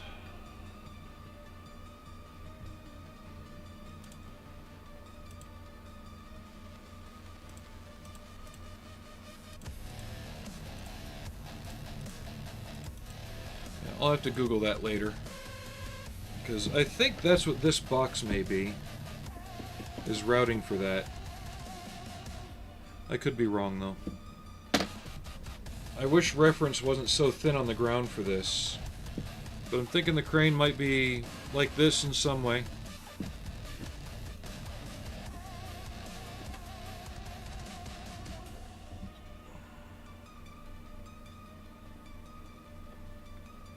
Okay. So with that, I need wheels. And I made a mess.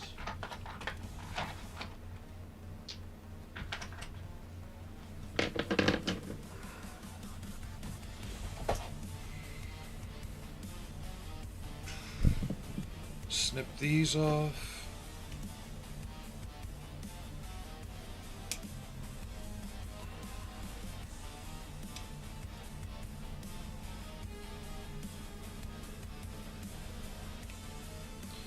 I think it's the exact same crane on the one you got. Sprue down.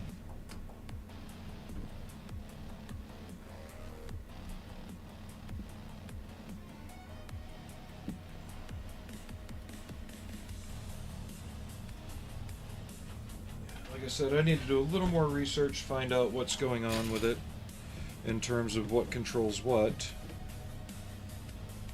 Got some more shackles, that's always a good thing to have.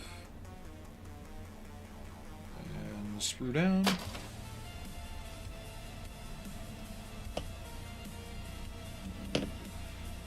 And just for giggles, I'm going to throw a shackle up here on the hook.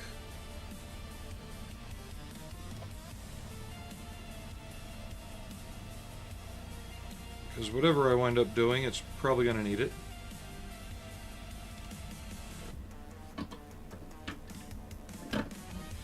And the other one go in the box.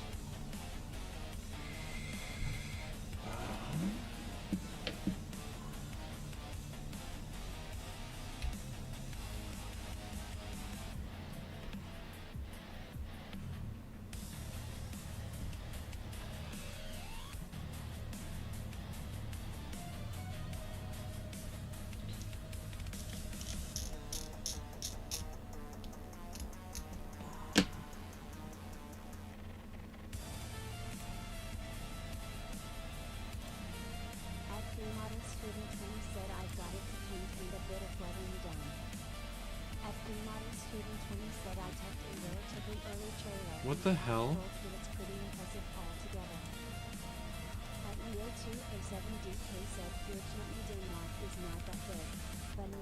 Oh, it's getting caught up.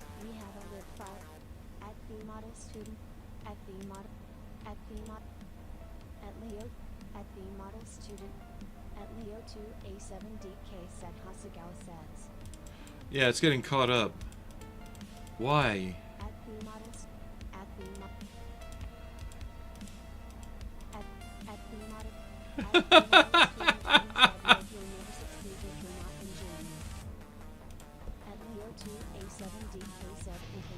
Enjoy, guys.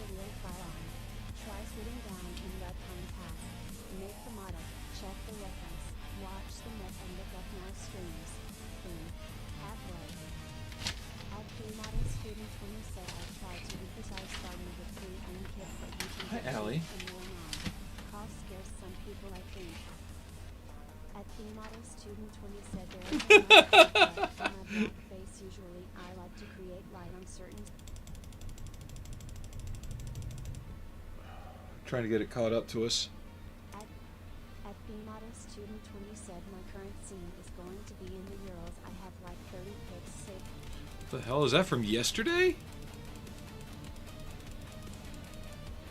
At the model student 20 said read over those editions. At the model student 20 said trench warfare was a 2. Ow! At the model student 20 said going back centuries. At Georgia. At Almost there. At Leo 2A7DK said Danes went for a more powerful There we go. high-up crane owner in 113 later and said us. Well, the high-up crane that the Danes use is also the same one the Israelis use on the fitter. So you probably just bought the Israeli system.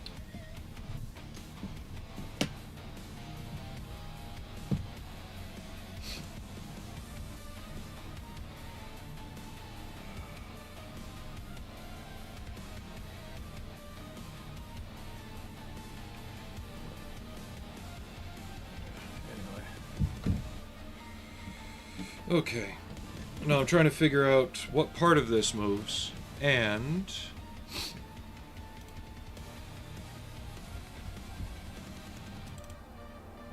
how much of it I have to move.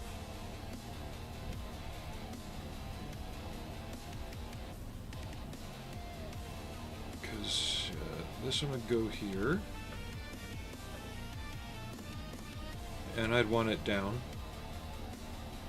I think it's that.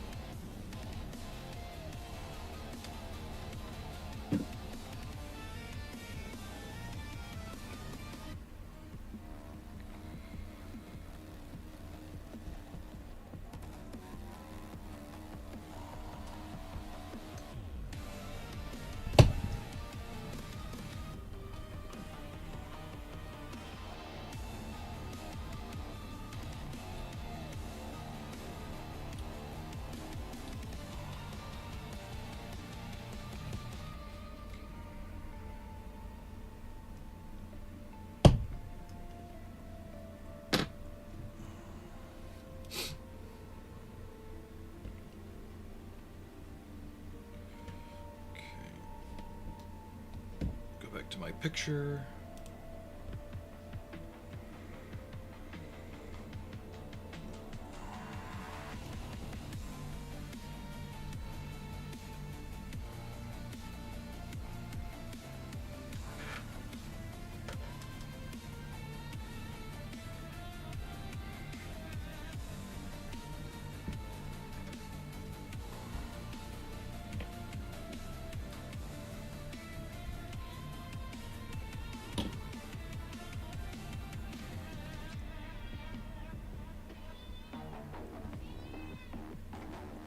What marbles, huh? I'm also making sure that the tires will still be able to go in okay without interfering. Because they would be designed to do that, wouldn't they?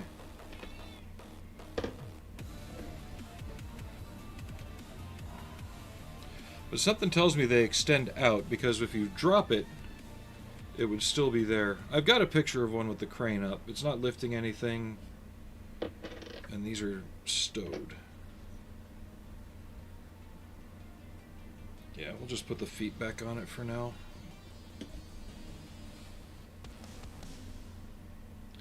If this kit had any downfall, I'd say it's the way it's made. Really limits what you can do with it.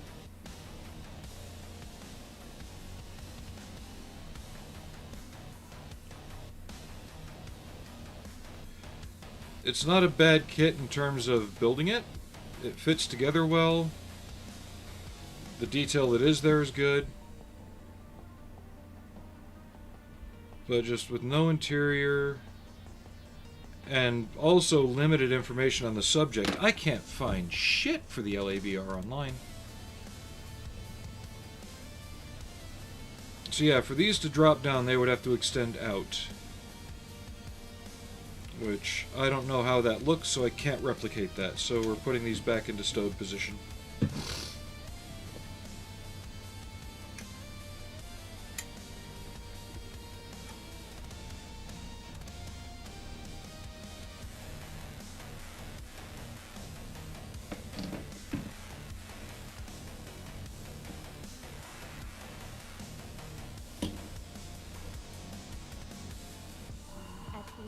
Student 20 said you are good at building models, good sir. Just methodical and precise without making it seem ridiculously impossible to do for the noob. Well, that's the key, isn't it? I mean, how many videos do you see out there where they show like the clip compilation where they're building the model or painting a figure, and all of a sudden you can tell about 5 or 6 steps in the process just got left out, you know?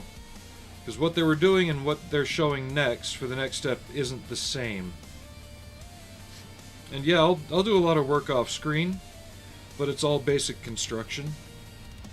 The only thing I did here is I cut the molded piece off and used it to measure styrene tube to make a exhaust pipe that goes inside here. And then I formed the photo etch and put it around it, because I didn't like how they had you basically put this onto the bigger, thick plastic piece. It didn't feel right, and you can see through this. At Leo 2 A7D KZ and the Navarre Quran IFC family is also growing. The fact that we rushed to 0.4 out of 0.5 GMP to meet Norway and US. Oh my. We are getting stuff. Yeah, you're getting stuff, but the question is stuff going to be getting us?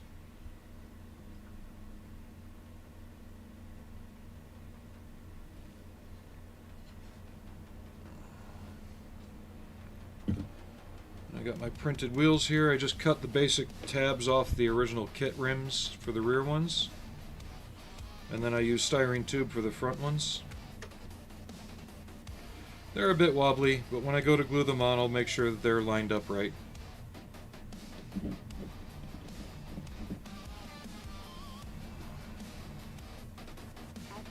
Student 20 said was better than original now with a smaller tube inside the guard.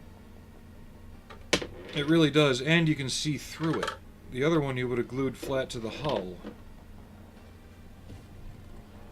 And if you look carefully, you can actually see all the way through it because the exhaust pipe is away from the hull as it should be. At the modest Student 20 said those look great. And you can barely make out the new exhaust tube in there. But it's there. I just noticed one little thing I need to fill.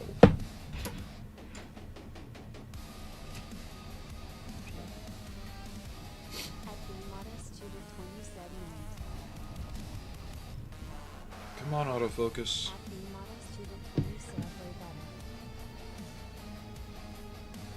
I think I broke my camera. Oh, there it goes.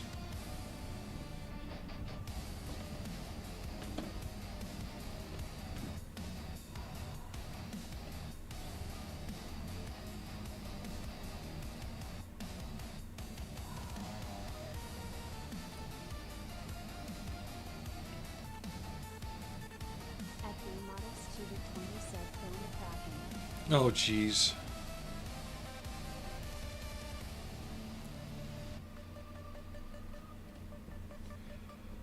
Again, though, I'll say it's a solid kit out of the box. It just needs some help. And it's still plentiful in the market. I'm honestly surprised nobody's actually put forth effort to make an interior for it. What, your crack? You want me to break your crack? Why are you asking me that?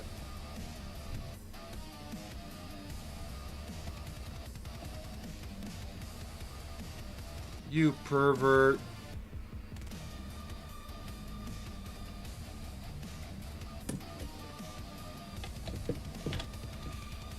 But I'm gonna let this set for a moment and take my break real quick, and then we'll start laying in the base Base color. Model student Oh. 27 your camera low. Yeah, I just got it. It shouldn't be breaking yet. You're not wrong.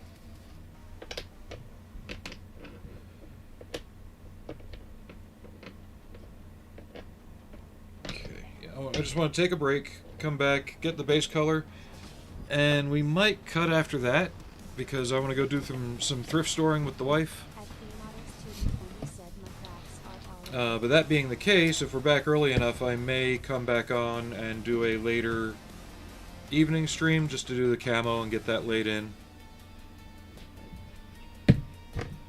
I got the Bushmaster right here. I'm just not feeling it right now. I'm just, it's like, it can sit there and wait. So yeah, give me a minute, take a break. We'll lay in the NATO green and go from there.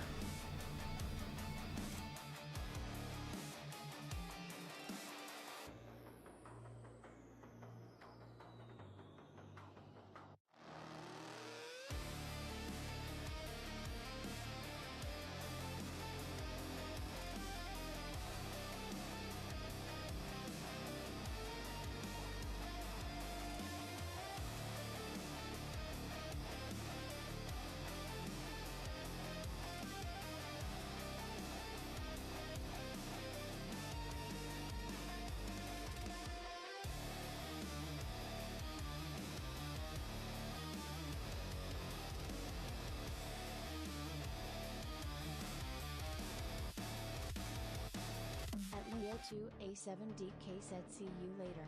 Check. Blue Thunder.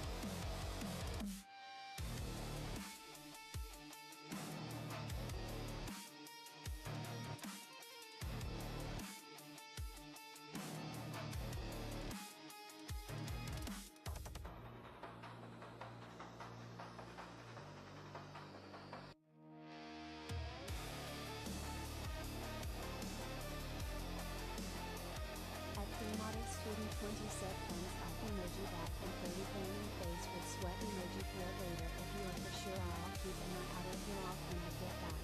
Cheers everyone waving hand emoji.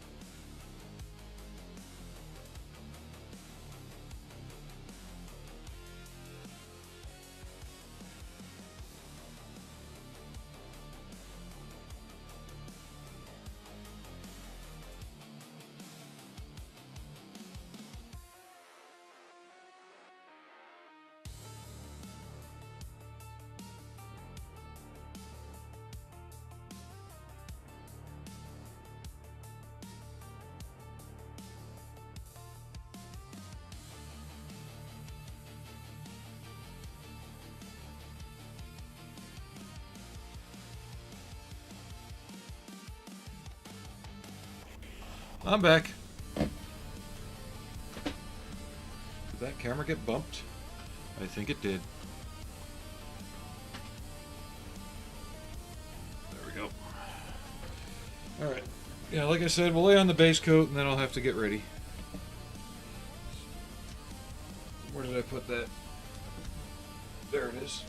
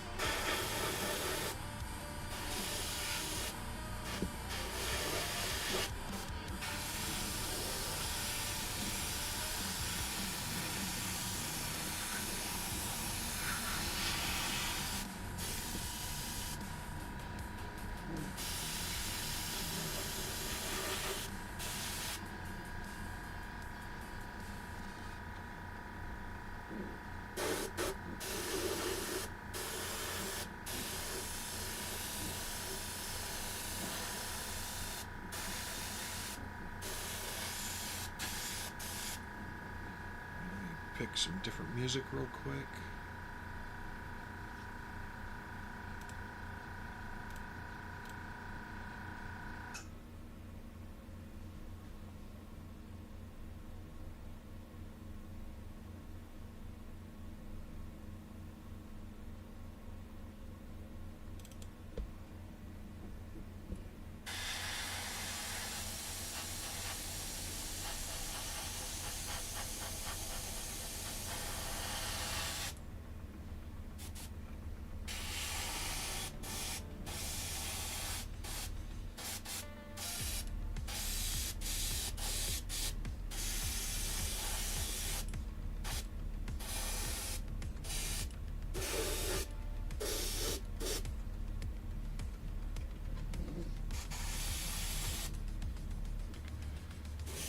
And again, that person who was in a few streams ago asking about, you know, if I prime, no, I don't, because most of your Vallejo paints are also a primer.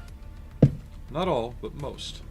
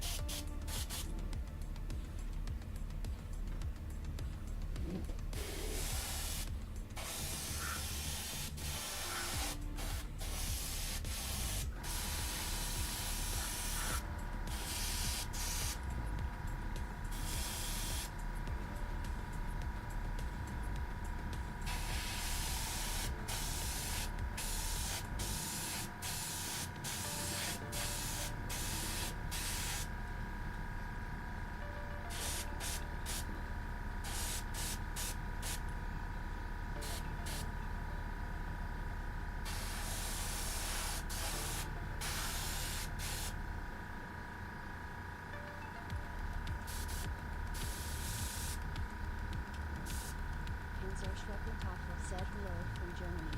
How you doing? Welcome to the channel. You're kind of catching this at the tail end. I'm throwing a base coat on the LAV Then we'll be stopping for a bit so it can cure. We'll be back later this evening, so probably going to be on for another 20-30 minutes tops. But welcome in.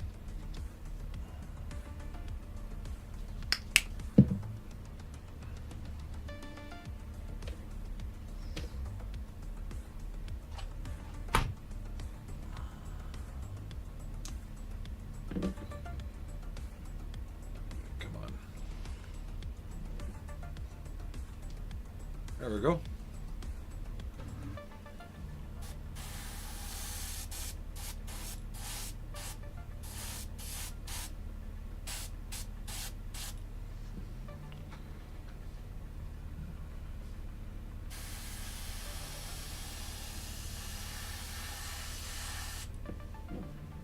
Getting a bit of spatter.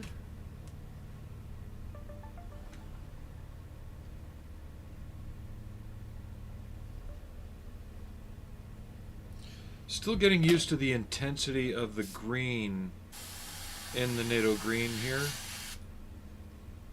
But I have found that as it gets weathered and other top coats on it, it does tone down and it becomes more what you would expect from the NATO green used by most modern NATO forces.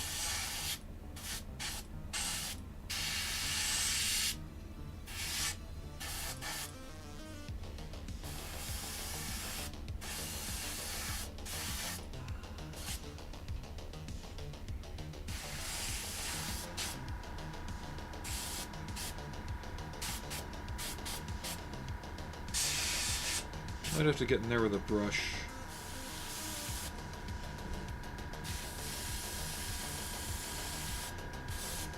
A lot of brush details to throw in this still. Can't forget the top.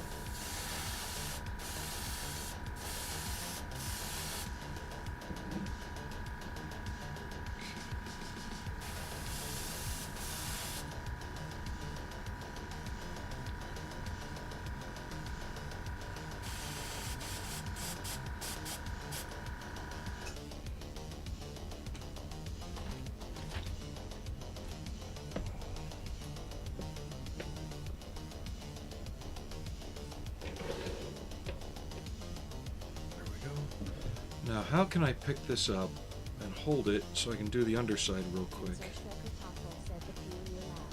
Yes, it is.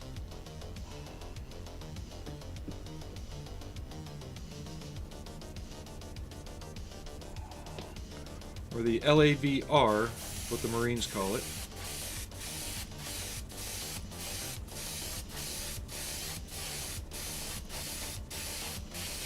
Canada's got a version. Australia, believe it or not, Australia does not use this version. They do have an LAV fleet. They were sent a couple of this version for testing and evaluation. One's in a museum right now. Yes, it is the Trumpeter kit. But when they went to make their respective version of it, instead they just took the Command and Control LAV and fitted it with the crane. They just call it the LAV fitter.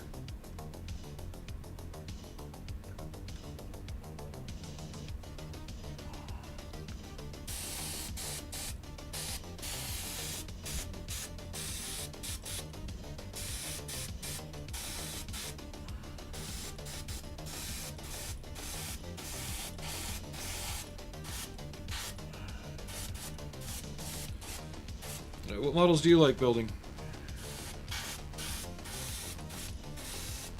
Oh, we can't all build the same stuff. That would be boring.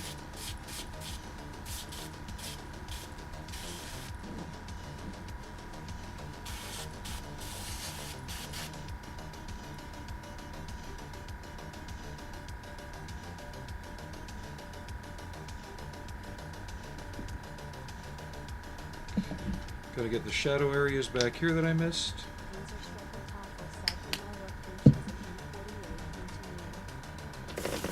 Good classic kit. We were talking about that kit yesterday. Been thinking about getting the old Sergeant York, which is based on that same chassis.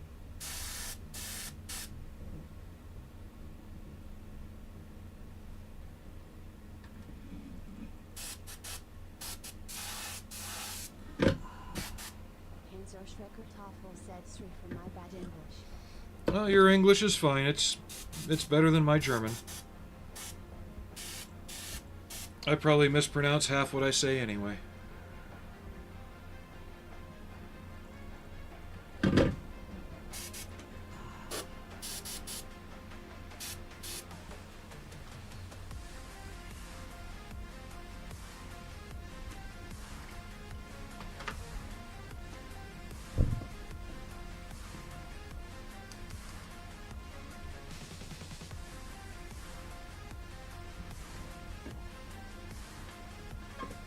There we go. Should have thought of that 10 minutes ago.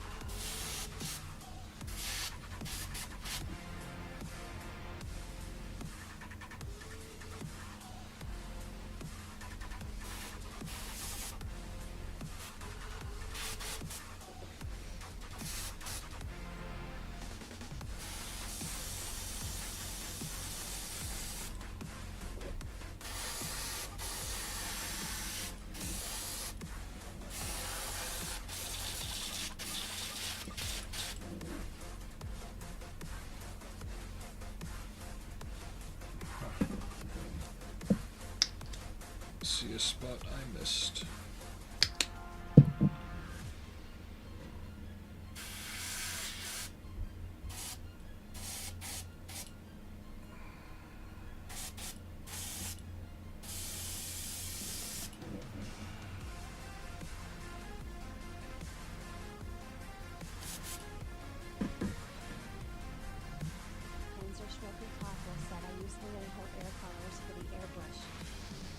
Yeah, this is their primer series.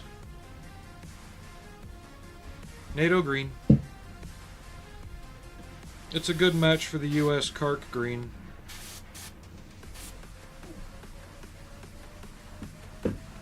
One more look at this.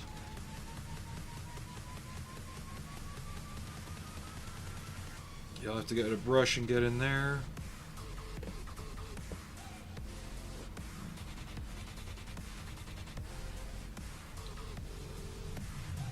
But I use whatever's really available. Today it's Vallejo. Value for money wise, they're 30 times better than damn near any other brand out there outside of Tamiya. I don't have any faith in like the AK stuff. If your claim to fame is you've got 3 generations of paint, maybe that's not a good thing because it means you've had to reformulate your paint for problems 3 times already.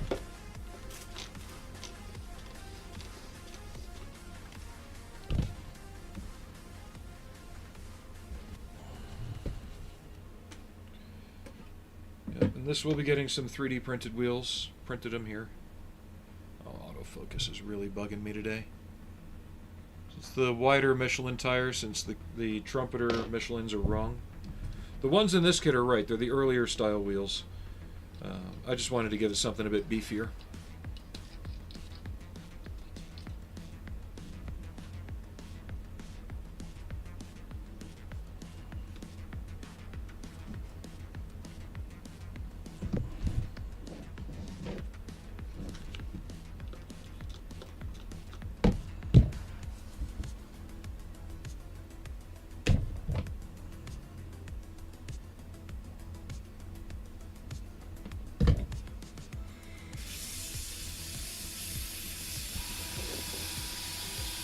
Give this a good clean out. Like I said, I've got some errands to run with the wife. I'll probably get back on this evening. We'll do more of the camouflage on this. Who's down? I thought a cat was rubbing on me. Nope, no furry visitors.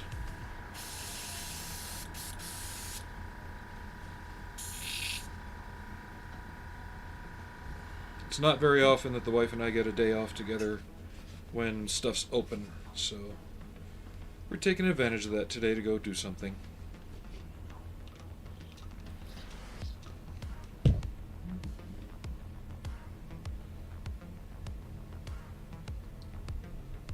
So I probably won't be back on until closer to, let's see, it's 12:30 now, about 10 p.m. UK time, so about 3 or 4 hours. It depends on how long we take while we're out. I want to see if the hobby shop on the way also has Tamiya NATO Black in stock, because I do not want to use the mission model stuff anymore, and Vallejo's equivalent to NATO Black is too gray. So, yeah, we're gonna shut down for now. We still got a good 2.5 hour stream in, which is about average for me. But thank you everybody for watching. Thank you for everybody on YouTube who has been watching and hanging out, all my usuals. Panzer Shrek, thank you for coming into the channel too. I hope you liked the short bit of what you saw. We'll be back later and we'll work on this some more. And this is an example of the kind of stuff that we do here when I really feel like digging into something.